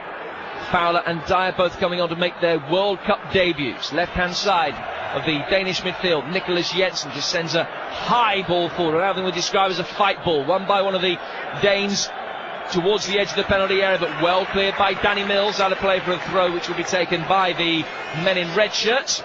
Midway inside the England half, taken from the wrong place, but backwards, so the referee lets it go, and eventually Kieran Dyer can play the ball off Nicholas Jensen. Beckham tried to shepherd it out of play. Jesper Gronkia then pretended to have a kick out of it as Beckham just put his hands down by the touchline but it was big grins exchanged between the two Premiership adversaries, and England have a throw which Danny Mills would take on the right-hand side with 3 goals up with 4 minutes gone in the second half. Well, it's a bright start to the game in the second half, isn't it? It's England and Denmark both obviously looking to get the goal. That's number one is going to kill the game completely for England, but also maybe from Denmark's point of view, getting them back in it. There's a little bit of a fracas going on there. Danny Mills is involved in it again, and there's no need really for all the players to be getting involved. I couldn't see it as the challenge went in. Didn't look like there was too much in it. I haven't seen a replay of it, Jim, but it's certainly caused a stare there amongst all of the players. Well, he's in trouble. Danny Mills. He's got a yellow card. And the way Marcus Mert, the referee, was just going through some history on it, wondered for an awful moment as though that was going to be red.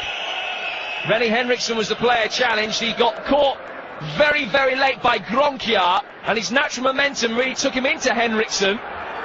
But Mills' demeanour had scowl etched across his face, and the left boot was high. Henriksen, by no means the guilty party, then had a little kick in the back from Gronkjaer for his pains, Danny Mills. And Gravesen and Tufting dived in, as you might expect from the Danish dogs of war. Yellow card for Danny Mills. Well, he got a warning early on for a tackle on Gronkjaer, but I tell you what, that's a very harsh book in there, because I know that he didn't try and stop himself going into the second Danish player, but Gronkjaer was the one who fouled Danny Mills. England in possession on the left with Trevor Sinclair. Just ran into a blind alley for a moment, but still managed to get the ball back to Sol Campbell. An old-fashioned hoik forward from Campbell, who will certainly remember his 50th appearance for his country. David Beckham's already reached that milestone in this tournament, and 2 others in the England squad, Gareth Southgate and Teddy Sheringham, currently on 49 caps. The ball play from right to left. Denmark in possession with Nicholas Jensen.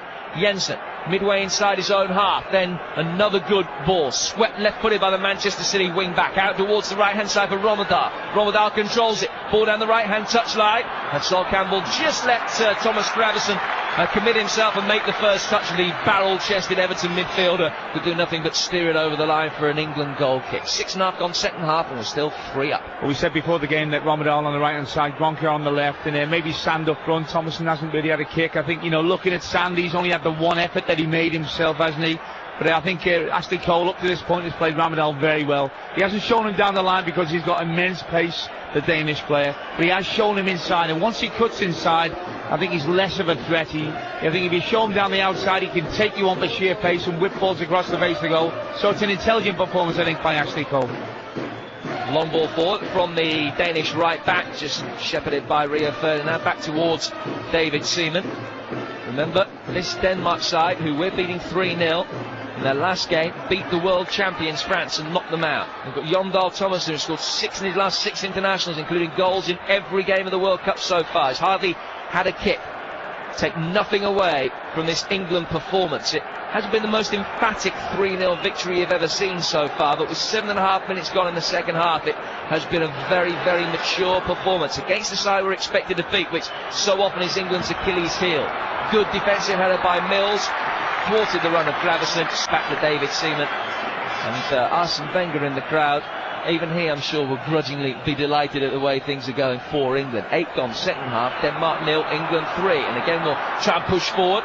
Not the greatest defensive touch by Nicholas Jensen, but got enough on it to get it past Fowler back towards Thomas Sorensen. Well, Arsene Wenger will be delighted with the 2 Arsenal players. Sol Campbell and Ashley Cole have been fantastic, really, haven't they, today? And on this right-hand side, I must say that Danny Mills has been exceptionally good as well. Looks strong, solid, reliable, and disciplined, which is nice to be able to say. Referee might produce another yellow card as Rommedahl went in with a challenge on Emil Heskey. Just threatened to reach towards the breast pocket. Marcus Mert, that thought better of it and just gives a free kick to England. They're in possession now with Jim Sinclair knocking the ball forward through the midfield. Dyer finds Heskey. Heskey to Butt. Butt swings it forward towards the edge of the penalty area. Breaks for David Beckham. Beckham on his right foot. Good play by him. Out towards the left-hand side for Ashley Cole. Ball in towards the near post. Sinclair tried to get there. Still waiting for his first international goal, of course. Couldn't really do anything too decent with it, Trevor Sinclair. And the Danes can pressurise the Englishman on the ball, who that time is Beckham, that goes out of play for a throw. The rain seems to have stopped out there in Nagata.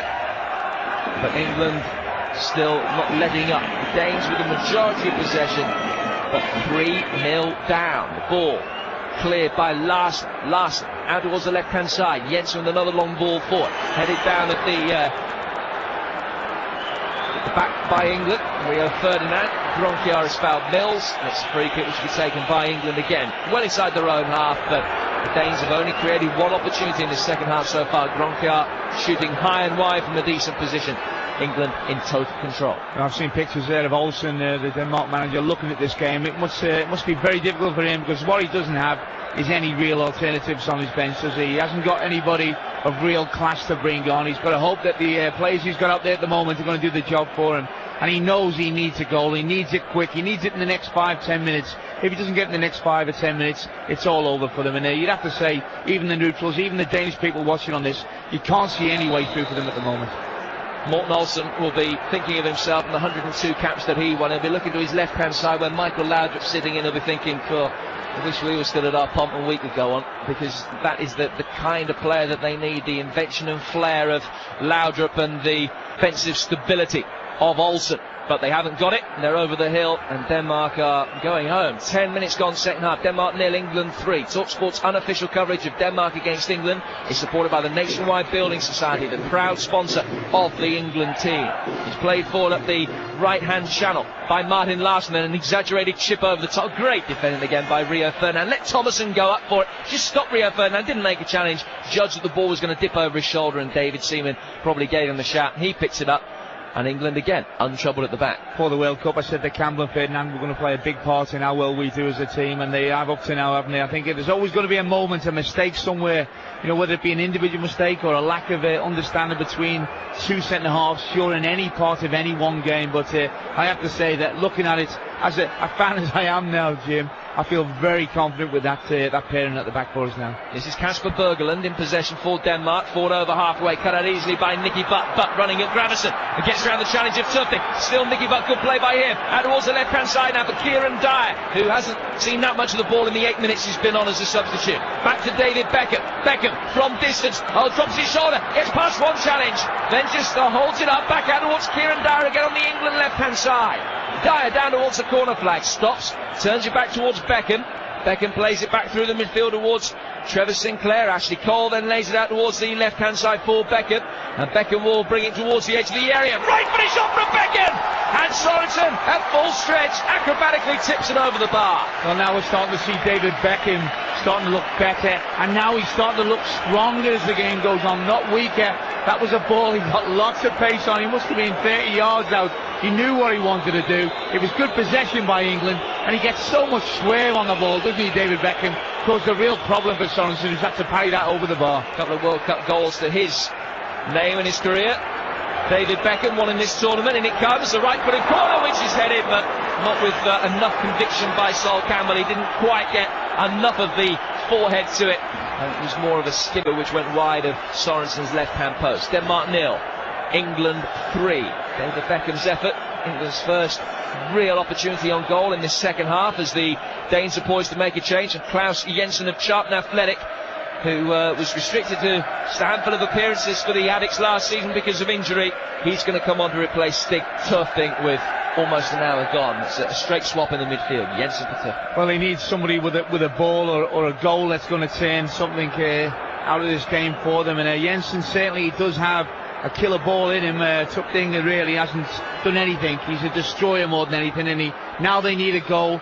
Jensen, whether or not he's got it, I don't know, but you'd have to say Nicky Butt and the midfield alongside him now, people like Kieran Dyer, Sinclair and Beckham are making it very, very difficult for the Danish players. We're getting the balance right between squeezing the ball and also playing when we've got it, and I think it's an intelligent display again. We've got the goals at the right times, no doubt about that, Jim, but you can see we know what we're doing now. We know what we've got to achieve in the second half. Beckham bustled out of it and plays allowed to continue. Jesper Gronkiar with an uncharacteristic challenge. He was then caught by Butt. The referee allows play to continue. Gronkiar back on his feet. And this time Nicky Butt just nips it away from him with his left foot and will be able to, with a cheeky back heel, change the direction of play for England. Sinclair gives him a return ball, and England playing with a swagger now. This is TalkSport's unofficial coverage of Denmark-England. Coverage brought to you courtesy of our Pioneer television monitors and not from the stadium, thanks to empiredirect.co.uk. The background sound comes from our studios and not from the stadium. Kieran Dyer gets the ball back on the left-hand side for Trevor Sinclair to try and do something weird, but it was muscled forward by Klaus Jensen, another one of the balding Danes. Out towards the right-hand side, Dennis Rommedahl tries to take on Ashley Cole. Cole stands firm, and Rommedahl, so he may just have lost a little bit of the sparkle that he showed in the first half. Cole could defend that run from Rommedahl easier than just about any in the preceding 59 minutes. Shot from distance from Denmark, spilled by David Seaman, hacked away by Campbell just before Thomason got there. A nervy moment for David Seaman. The grimy conditions won't aid the goalkeeper. He got his body behind it, but it was good defending by Campbell. Still Denmark in possession. Nicholas Jensen on the left-hand side. Mills and Beckham there doubling up on him, and the ball is out for a Danish throw. Nervous moment though, was a ball that was hit hard and low, and it did bounce just before he got David Beckham. He got everything behind it, hit his chest and just come off a yard. Good defending there by Sol Campbell though. Dyer with a back pass that David Seaman won't have appreciated. Just tried to stop the run from Thomas Gravesen, and he played it one side of David Seaman, and Seaman had to stretch to stop the ball going out of play for a corner, and you just felt for him that it's the sort of lunge that he had to make that just might do the hamstring or something, but mercifully it didn't. Henriksen down to his left-hand side for Klaus Jensen. Jensen and Nicholas Jensen, no relation. Forward from Nicholas Jensen down the left-hand touchline, chased by Gravesen, and Danny Mills was pushed there. It's a free kick which will be taken by England down by the corner flag. We're an hour in, and we're 3-0 up. And Denmark are being found out for the team that they really are. I think they're an honest team with lots of commitment, lots of organisation, and hard to beat. But once they go a goal behind, especially 2 goals behind, they don't have real football quality, do they? And that's being found out. Well, it's a 7:30 kick-off on Friday morning, and those of you who will be at work, rest assured there will be unofficial coverage of England against either Brazil or Belgium here on TalkSport from our London studios. 61 minutes gone. Denmark 0, England 3. Being a superstitious chap, hate tempting fate, but I honestly don't feel as though you are in this game, because England are just in complete control. Foul by Nicholas Jensen on Robbie Fowler. A free kick which will be taken by England on halfway. Referee with his yellow whistle, complimenting his jersey very nicely.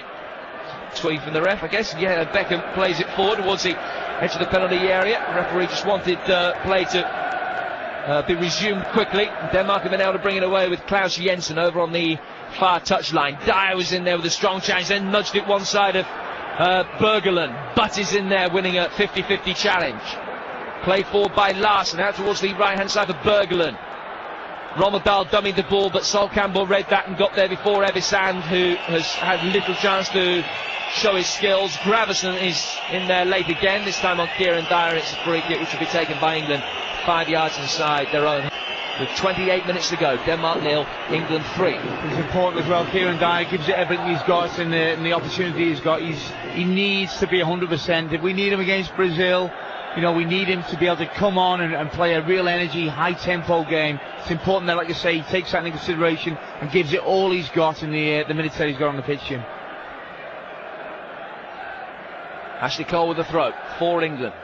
And then gets a quick return ball from Kieran Dyer, a little bit too quick. Klaus Jensen was in there to knock it away. He's offered more than Turf since coming on. Rommedahl lays it back towards Larsen. Larsen to Henriksen.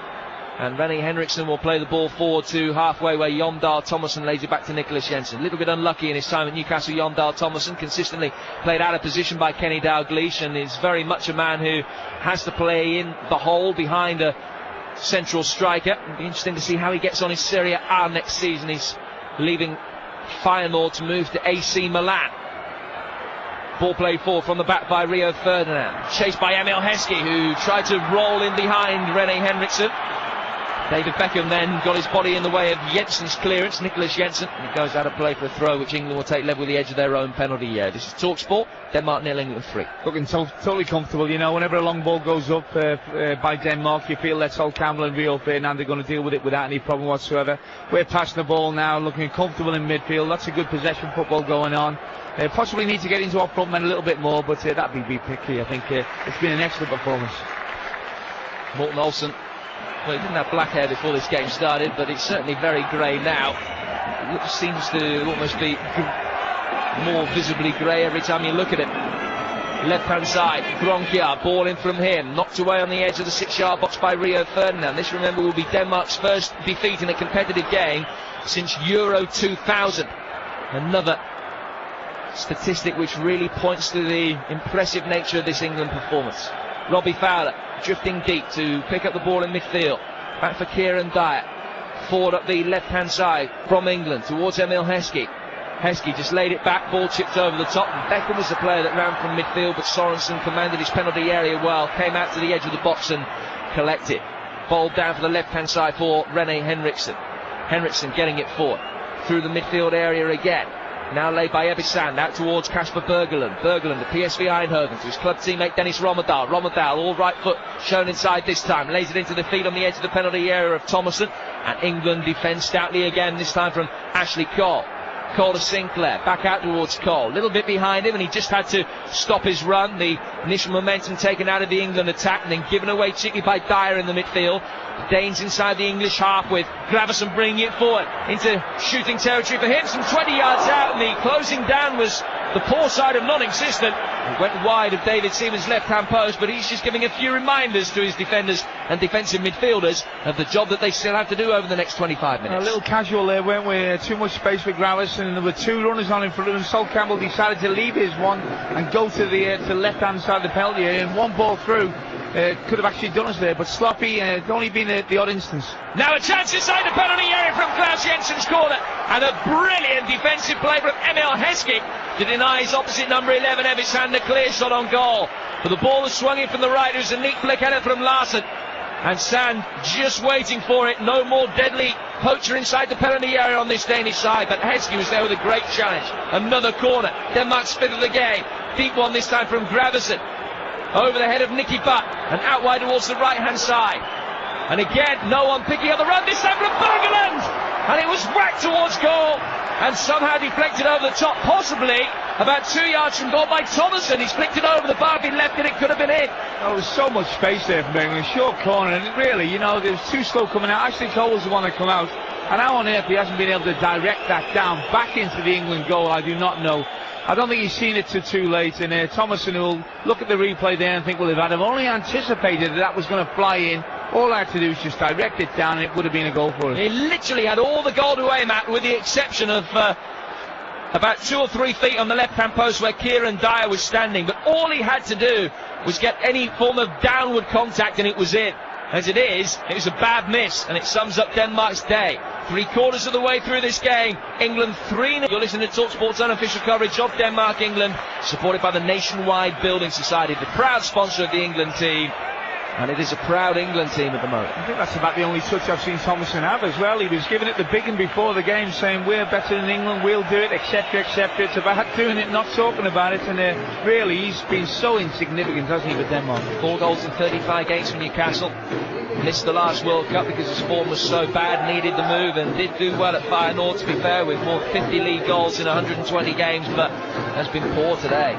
Gravesen's ball passed inside the penalty area, intended for Thomason again, who looked dejected as he failed to get there by a long way, and Campbell could just let it run back to his goalkeeper. That's where they really lacked there, you know. Gravesen's got a ball, centre of the park, 10 yards outside the edge of the penalty area, maybe 15 yards outside, and if he puts that ball through with the right weight, then it's a chance for Thomason.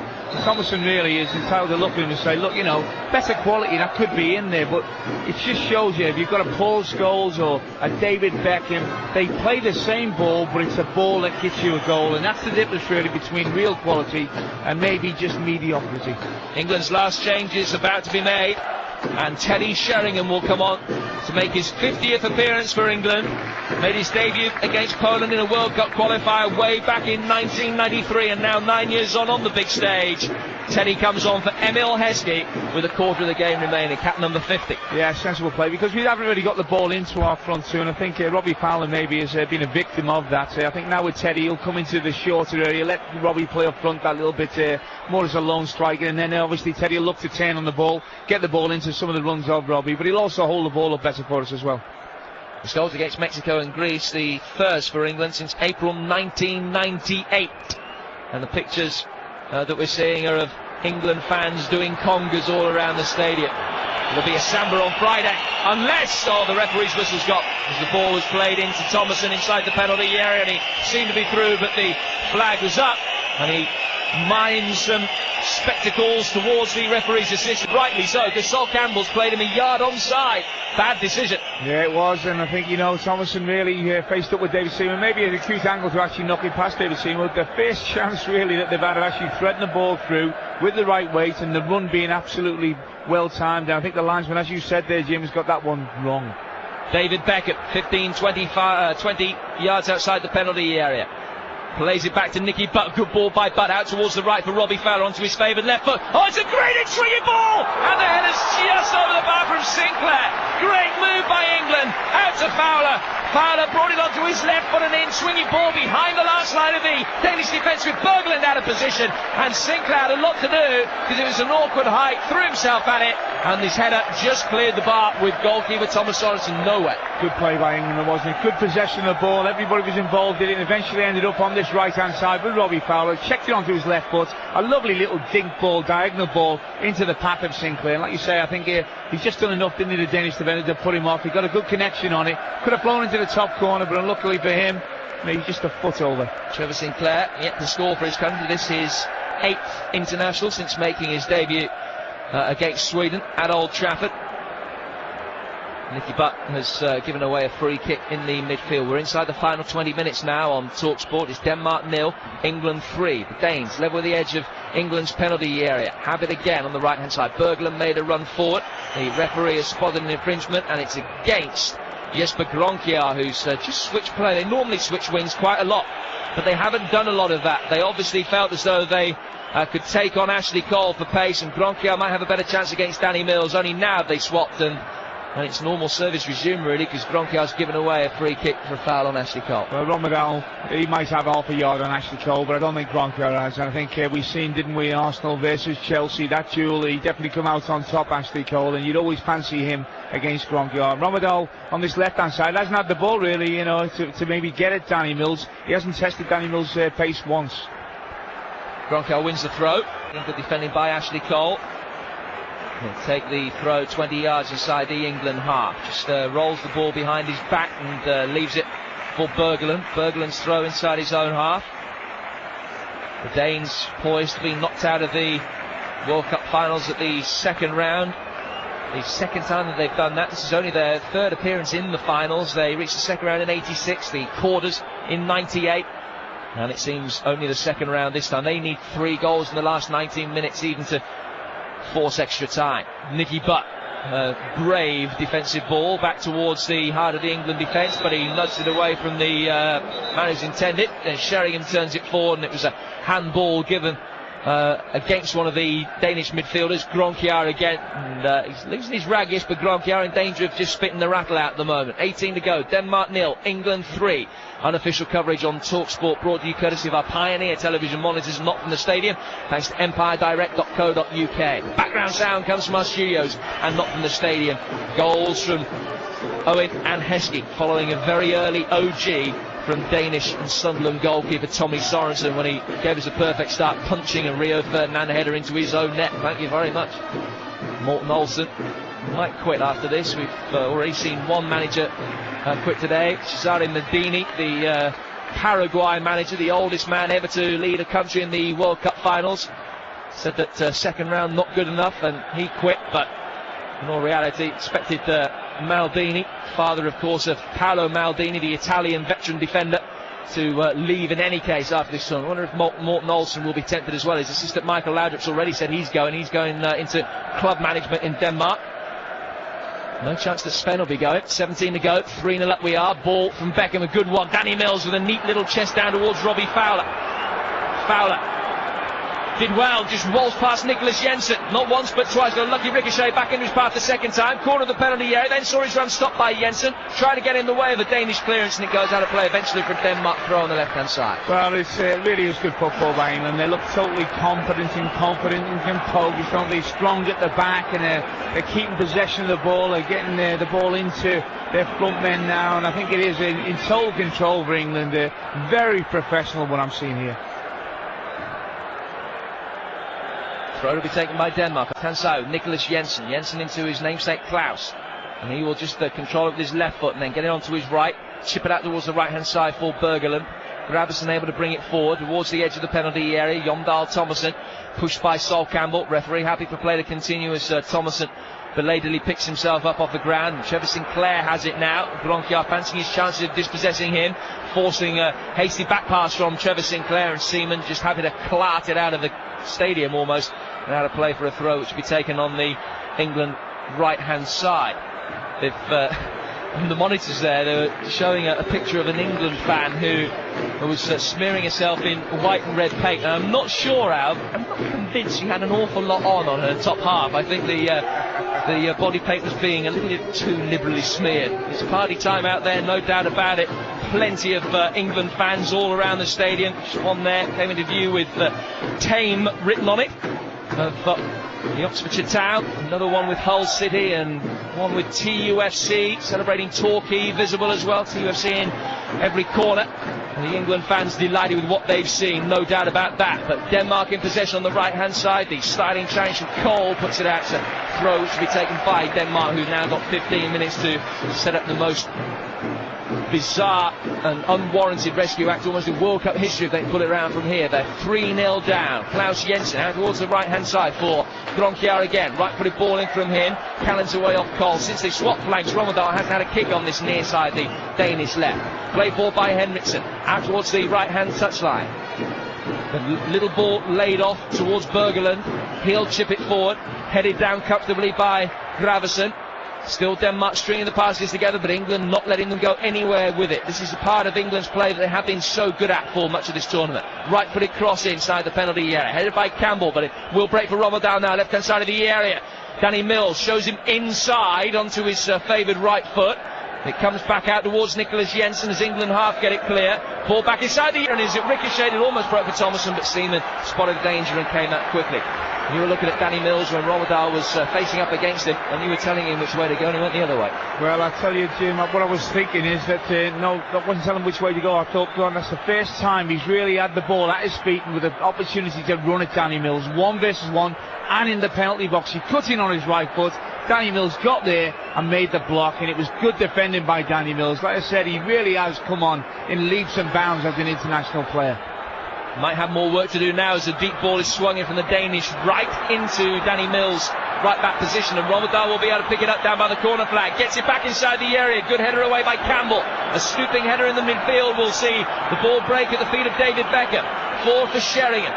Beckham's former Manchester United teammate. Now long ball forward from Mills, who on his weaker foot is left, and he's just put it out of play for a throw, which should be taken by the Danes midway inside their own half. 13 to go. Denmark 0. England 3, and England now just making sure that they don't do anything stupid and resting the legs to a certain extent ahead of a big game in 6 days' time. Well, Todd Grip was saying today in the newspapers that we know everything there is to know about Denmark. We watched them even before these World Cup finals. We know them inside out. You can see this is a well-prepared England performance, isn't it?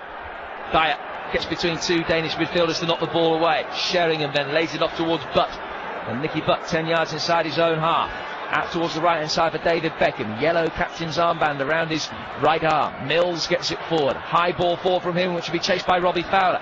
Can England get the 4th goal, which would signify their biggest ever victory in the World Cup finals? He picked up on the edge of the 6-yard box by Sorensen. Sorensen outside his penalty area. Then laid by Larsen. Forward for Klaus Jensen. Jensen inside his own half. Sheringham was there with a challenge, but it finds Bergerlund. Every Danish player getting forward at every conceivable opportunity now, but with 12 minutes to go and chances not forthcoming, you know that they are out. Nicholas Jensen down the left-hand touchline once more. Rommedahl drop deeper, and then just tries this to tease an opening by getting it out towards Bergerlund. Bergerlund with a header back to Gravesen. Long-range shot from Gravesen. You can hit them all day from there, my friend, because that one was 10 yards wide. Well, that's a frustration about Denmark's play now, and it's a well-drilled England side. There's no space whatsoever. The back four look totally solid.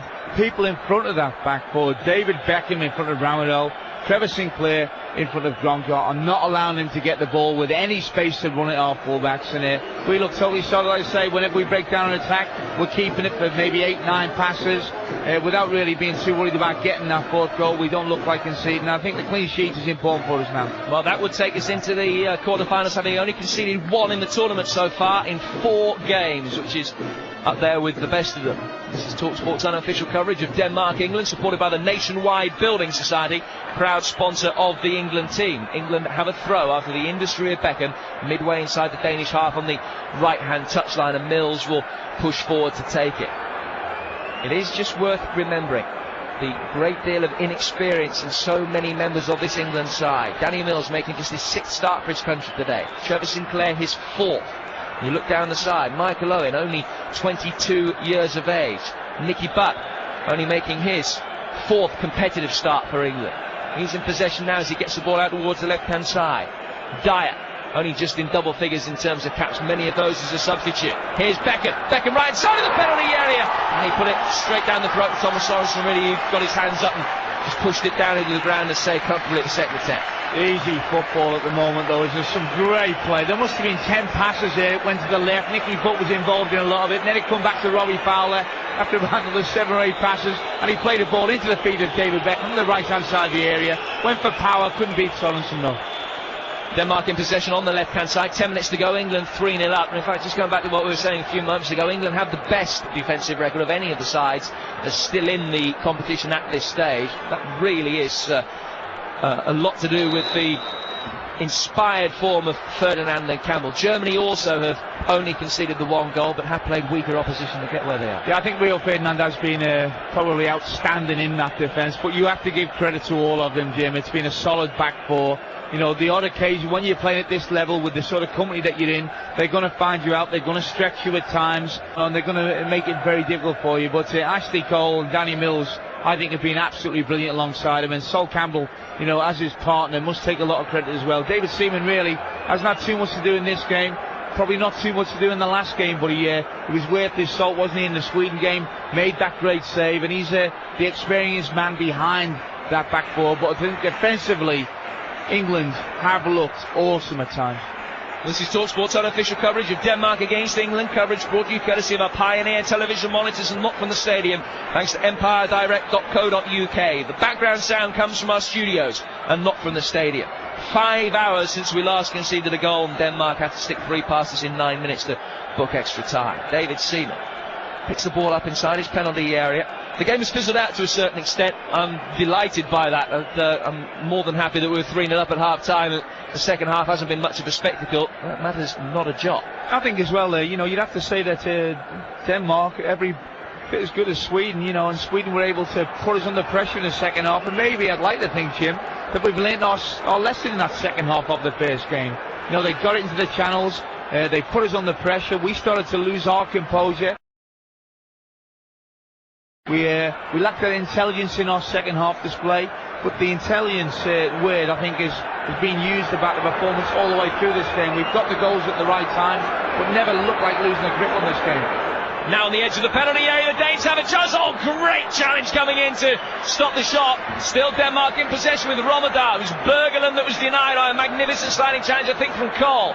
Now Jensen gets it onto his left foot. Oh, good effort. A good, cheeky, little flighted chip. And David Seaman had to take a step back and just got the hand strong enough to flick it onto the roof of the net.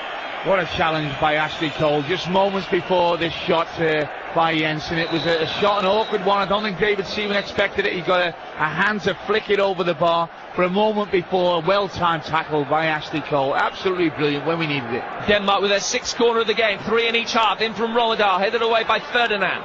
Breaks into the area. Bergeland fancied his chances. England just standing off him, letting him get a ball inside the penalty area, but then it was a very poorly disguised chip which was easily headed away by Rio Ferdinand. England clear. Fowler with a little cushion header which asked a lot of David Beckham. Now goes out towards the left-hand side for Rommedahl. Rommedahl running at Danny Mills. Just pulls it back towards the edge of the area. Great play by the referee. Klaus Jensen was trying to shape up the shot, and the referee ran across his line and then ran parallel to where Jensen was running towards the ball, and it broke for England. Thank you, Mr. Merck, Herr Merck. The ball inside the midfield area. Right-footed through the heart of that midfield. Rio Ferdinand just stood up, got his right foot to it, gets it back to Danny Mills, Mills back to Seaman, and England will get it clear. 6.5 minutes to go. TalkSport's unofficial coverage. England 3 up. Tomorrow, more unofficial coverage from our London studios. It's Spain against the Republic of Ireland. Monday, we're going to be bringing you the Brazil against Belgium clash. England, of course, will be playing the winners of that on Friday. Another game that you can hear here unofficially on TalkSport. While Tuesday, with a 12:30 kick-off PST, it's Italy against South Korea. And that's a game the Italians will not fancy. Denmark 0, England 3. All those games, of course, unofficial from our TV monitors here in London. The crowd noise also coming from our studios and not from the stadia. Denmark 0, England 3 on your unofficial World Cup station. The Danes in possession, 6 minutes to go. Out towards the right-hand side. They just need to be put out of their misery, really. Gronkiar running towards the edge of the penalty area. England just have to stand firm and have the psychological advantage of another clean sheet behind them. Right-footed shot from Momadal. Goes back away from the goal. As on the turn, he's just trying to ping it in. Then it comes back in. Thomason is in there. Good header at the near post to get it away. England making a bit of a pig's ear of getting it clear, but now they should be able to. With Mills, he's just headed it straight to Romadal. Romadal edge of the penalty area. Forced back by Nicky Butt. Then tries to thread a ball through, and Mills made up for his earlier error by tapping it to his left. Sinclair can lay it back. Sheringham gets the clear edge of his own penalty area. Now England can break with a wonderful piece of skill in the midfield. Good turn by Kieran Dyer. Dyer bringing it forward. Beckham to his right-hand side. Dyer continues his run. David Beckham trying to take on Nicholas Jensen, but the Manchester United player thwarted by a man from Manchester City, and Klaus Jensen can chip it away through the midfield for Denmark. Well, that was a good, incisive counter-attack for a moment for England. Yeah, they followed some sloppy defending. We haven't seen that very often, have we, John, this World Cup from England? Didn't clear the lines and really didn't see much space to Denmark. But what a turn by Kieran down in the park there. Let the ball come up to him, had lots of pace on it, flicked it through the middle of his own legs, and then turned Gravison. He couldn't catch him, then played the ball out to his right-hand side. Unfortunately, David Beckham had it on his right foot, but we didn't have a runner to actually deliver a ball to, because I'm sure if he would have delivered that ball. Tried to cut inside Jensen, and got the ball taken off him. Denmark push forward down the right-hand side, and a sliding chance from Ashley Cole steers it away for a throw. Foolish, I suppose, with England in such good form at the moment and in the quarter-finals now of the World Cup to talk about 4 years' time. But just think of the embarrassment of riches in the midfield we will have then. Dyer, his Newcastle teammate Jermaine Jenas will be, 23, and what a player he is going to be as a midfield stopper. Scholes, Gerrard, all going for places. That'll be the strongest midfield cordon in world football. High ball inside the penalty area.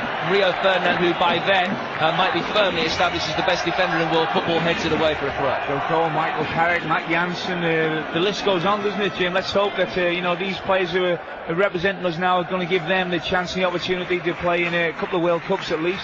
That's not to malign the likes of Nicky Butt, David Beckham, who will still be in their 20s in 4 years' time in that World Cup in Germany. Here's Klaus Jensen towards the edge of the penalty area, out to his right-hand side, and they've got a semblance of a shooting opportunity now. Not that it matters with quality like that from Gronkiar on his less favoured left foot, and he's placed it over the running track, almost out of the stadium and into the seat. Well, it's a fashion, isn't it, John, this World Cup, that the big boys seem to be going out. I'm sure that many people would have looked at this game, and maybe we aren't the force that maybe we would have liked to have been before we came into the tournament. Now I'm sure that people will sit up and take notice. Denmark already progressed through that group. The world champions couldn't do anything about it. England are 3-0 up, and I dare say now the expectations will rise on England as this competition progresses. The big game coming up now, and I'm even thinking about it, and I'm even licking my lips thinking of it. Brazil, if we actually get through that one, Jim, then I think the group from that moment on will get not harder but easier, because I think Brazil are the team, the outstanding team that we've seen in the tournament up to this. Well, aside from the fringes of the top in the FIFA World Rankings, will never have a better chance of winning the World Cup than now. England are 12th. The likes of Mexico are 7th. They will fancy their chance. They've got the States. They will think that Germany are by no means unbeatable, and that could be Mexico in the semi-finals. Sweden will expect to get to the semi-finals as well. So it could be Sweden against England in one semi-final and Mexico against Italy in the other. Is that the way that the draw works? I think it is. Spain in that bottom half as well. Germany against Mexico or the States. Ireland could well knock Spain out tomorrow, of course. 2 minutes to go. Denmark 0, England 3. A left wing corner by the Danes has come to nothing, but they will try and drive it in again from that right hand side of the box. Headed away by Sinclair towards halfway. Picked up by the Danes again on halfway with Rene Henriksen, who could be another in his final appearance for his country. He gets it forward, and it was headed back towards David Seaman. The Danes, I'm sure, will feel as though there's a bit of rebuilding to be done after the manner of this defeat, because they have been demolished at times in this game. Denmark 0, England 3. And the Danes have had 65 possession. You can have all the possession you want, but England have hit them where it hurts. Towards the edge of the box, the Danes have it again with Gronkiar, laying it back towards Bergerlund. Right-footed shot from distance. In fact, it was a deep angle cross towards the far post, and Mills is there to head it away for another corner. Good defending again by Mills, and you can see that they don't really look like they know a way through now. David Seaman is starting to try and rally them, make sure that nobody switches off. He'll want that clean sheet more than anybody, David Seaman. One of the Denmark players is down inside the box. It was Larsen who pushed forward, the young centre-half from AC Milan. He will be back in the World Cup in 4 years' time should Denmark qualify. Out towards the right-hand side, Larsen back on his feet, and the Danes push forward again inside the final minute of the 90, and wouldn't imagine there'll be too much time to add on. There have been 4 substitutions in the second half, 3 of them by England, but probably no more than 2 minutes to be added on. Denmark forward towards Klaus Jensen, and the referee deemed that to be a challenge from Kieran Dyer. The only block today, a yellow card for Danny Mills.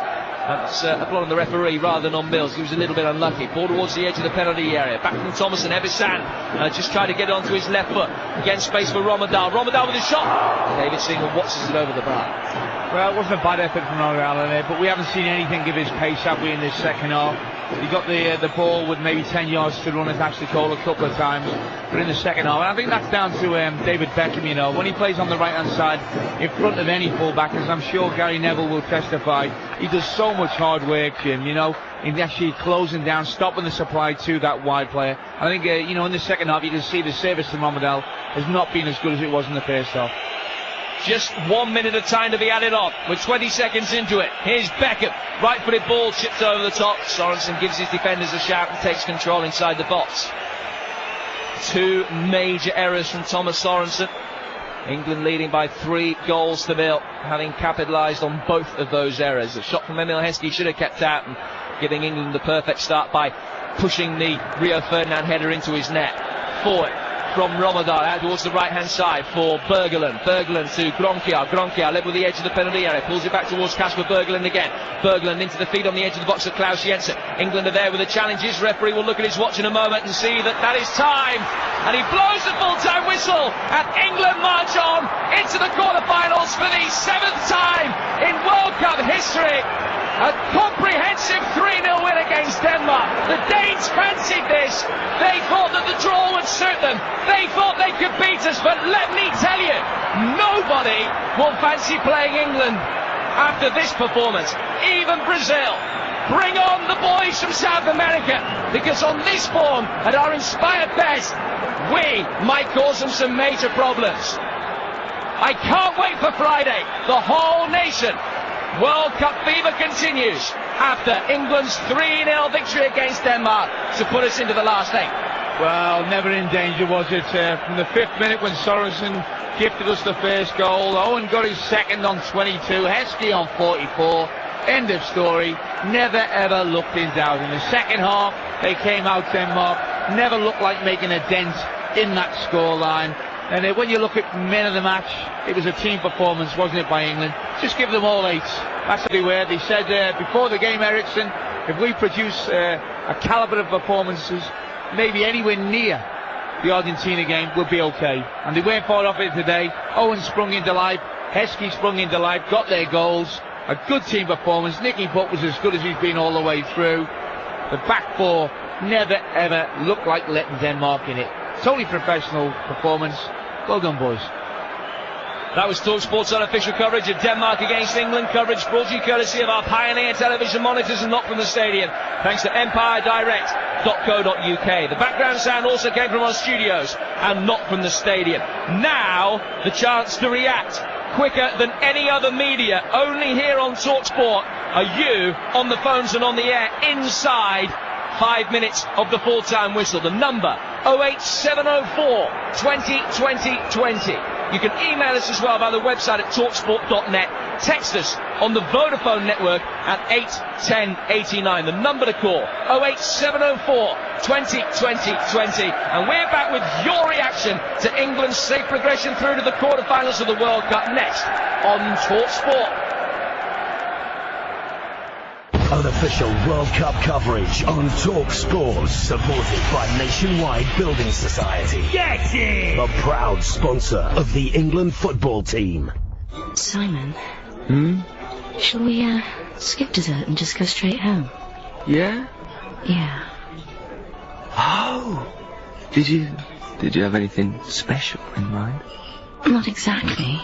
It's just that, well, you're looking a bit fat.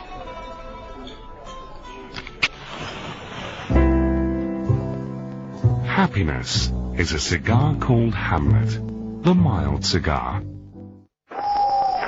Evening. Evening. The moon shines just once on the wolf's coat. But only when the wolf gurgle is so advanced. Is the savoury munchkin resisting the UV light? He'd be in the bassinet saving his money. He'd want deeper absorption from the windy shins. Especially when the blancmange is as tremble. All professional decorators like to keep their trade secrets, and Saddlein is one of them.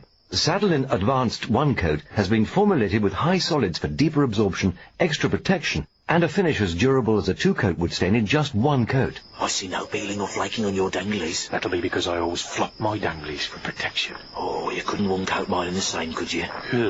Saddlein Advanced One Coat. It's the poodle's undershafting. This summer, kick off the World Cup with the special kick-off breakfast at Little Chef. Throughout the World Cup, we'll be screening the games live from 7 a.m. As well as a special breakfast deal, there are also some great football rewards to collect. So from Sapporo to Solihull, from Osaka to Oldham, catch the magic of the World Cup live from 7 a.m. at Little Chef. This summer, forget the big centre forwards. The one to watch is the Little Chef.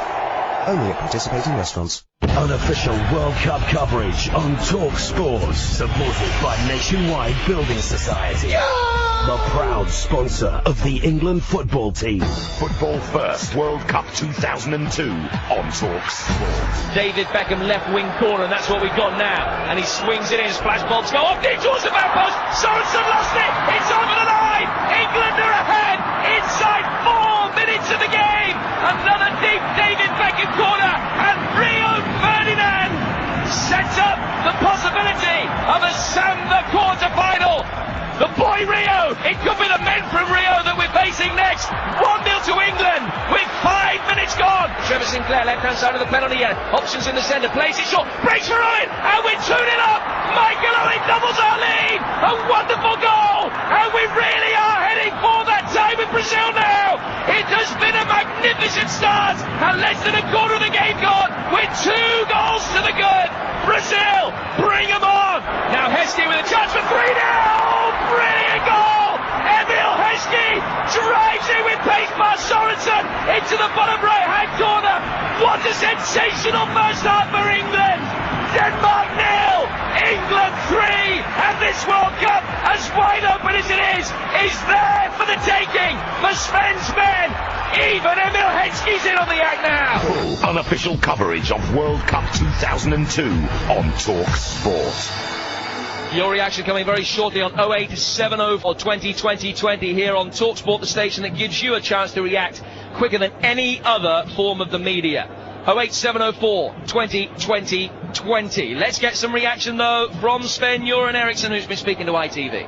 All second half we defended very well, and they had the ball a lot, but they didn't create very much. Now it's Brazil or Belgium. Which one do you think it will be? Well, I think Brazil, how they're playing in this moment, they are one of the favorites. Many favorites already went out of this tournament, so Brazil is maybe one. So we'll see. Okay, millions watching back at home. What hope can you give them? It's open, this World Cup. Well, it's open. I mean, now we have 6 days before the next game. We have time to rest, recover, healing the injuries, and I wish all the spectators we want to hear you say you're going to win it. Nice weekend. We want to hear you say you're going to win. Well, we'll see. Thank you. Thank you. He won't be drawn. Sven speaking to ITV's Gary Newbon. He won't be drawn and say that, yes, we can win it. But he must know, he must believe that we can beat Brazil, because that game against Costa Rica was a magnificent footballing spectacle, the one that Brazil won 5-2. But if Costa Rica had been anything on the money up front, it could have been about 7-5 to them. They will give England chances. Well, Heskey and Owen have got the goals. I think that'll do Owen the world of good. I think in front of them, You know, you've got so behind them you've got Nicky Butt and Paul Scholes. Behind them you've got Sol Campbell and Rio Ferdinand. On either side of them you've got Ashley Cole and Danny Mills. I honestly don't think there's a better defence set up in the World Cup, and it will have to play to its absolute maximum, our team. But if it does, Jim, we do have people in front of them as well. I mentioned Paul Scholes. He worked tremendously hard today. Didn't really get too much of the ball. Didn't get in positions where he could open up any defence. But he worked hard. But he has a ball in him to actually give to Owen or Heskey or whoever's up front with Owen. David Beckham got stronger again today. He was still flying in the 90th minute. And Trevor Sinclair is starting to look a real player now. Brought his club form into an international shirt. So which side? Whether or not we're good enough to beat Brazil, I don't know. But I do know that if we do beat Brazil, we've got a chance of winning the thing. 08704 20 20 20, the number that gets you through to TalkSport. Just before we take your calls, let's go to the Sports Cafe in Haymarket in central London and get some reaction from there. Mike Boville's been drinking the lunch away with some of the England fans. Mike? It's been absolutely unbelievable down here at the Sports Cafe. Hundreds of people celebrating a fantastic England win. You can hear them. I've got a few fans with me here. What did you think of England today? That's my God, unbelievable, absolutely unbelievable. And my first match was 1990, and God, it's absolutely brilliant. It really has. Absolutely phenomenal. And pleased for the likes of Owen and Heskey scoring at last. Gosh, I mean, I never had any doubts in him at all. And Heskey, he does not deserve 1 ounce of the stick he gets. He's absolutely brilliant player. Absolutely brilliant. That's the reaction of the England bring on Brazil! Bring on Brazil! There you go, bring on Brazil indeed. Where's Scott Christie said bring on Brazil? Speaking of Brazil, we got a Scot here supporting England. Sorry, Mum, sorry. Fantastic game. Had to support England, unfortunately. Scotland didn't make it. So, sorry, Grandad, Granny, sisters, brothers. Of course, they'll all be listening to TalkSport. You know, listen, people will sit up and take notice now of England. Let's hope so. You will. So, come on then, can we do it against Brazil? Hopefully. I've never seen them so organised. I mean, Owen and Heskey were due a goal, and now Paul Scholes as well. I think we'll win 2-0. Bring on Rio Ferdinand! We love Rio Ferdinand. We love Brazil. We love Rio Ferdinand. We love everyone here at the Sports Cafe. Thanks, Mike. I think they've been drinking down there. I think they have, actually. I tell you what, if Brazil are going to beat us, they've got to find a way past Rio. There'll be a few stories floating around on that one, a few plays on that word, but Rio Ferdinand, and that back four will be, if it's at its very best, as you just said, will be some back four to get past, and I think they're capable of dealing with it. I really do. Let's go to your calls. 08704 20 20 20 gets you through to TalkSport. First of all, to Herne Bay. We'll speak to Andy. Hello, Andy. Hello there, Elvin. Elvin, do you remember me from Friday? I did say to everybody out there that the weather was playing a big part in England's match against the Nigerians. Yeah. I'm absolutely over the moon with the result today. And Elvin, do you remember me from Friday? Yes, I do, mate. I do, Andy. I did say to everybody out there that the people that were slating England, remember, England, you haven't seen the best of them yet, and the weather played its part today, and England got the result that we was all expecting. Come on, England, you can do it. They can take them samba dancers on now, win that World Cup. If they beat Brazil, they're as good as won the World Cup. Well, I think you're right, Andy. I think Brazil is the big one. When we look at the rest of the draw there, the draw is set up for if we beat them, then we will, I've got no doubt about it, be as good as anyone else left in the competition. Brazil come into this tournament, nobody gave them a cat and hell's chance. Now everybody's saying they are the team to beat, so it shows you how quick things can turn around. And I think Ozzy Ardila said something in the papers today about maybe we haven't reached our peak. I still think there's a little bit more there. I think David Beckham's got another 90 minutes under his belt. Michael Owen's got his goal, and I think we'll get the benefit of that in the next game. We do know it's going to be tough. We know Brazil are an awesome side who've got lots and lots of forward players, creativity all over the pitch. But we've got people, I think, that can give them a real good game. It's going to be a tight game. It won't be a stroll for Brazil. It might be one goal in it. And I don't see any reason why we shouldn't go in there and say, look, let's give it a good go. Let's give it a go. We know we've got to be defensive. We know we've got to be solid. But we also have a few players of our own that can cause problems going back the other way.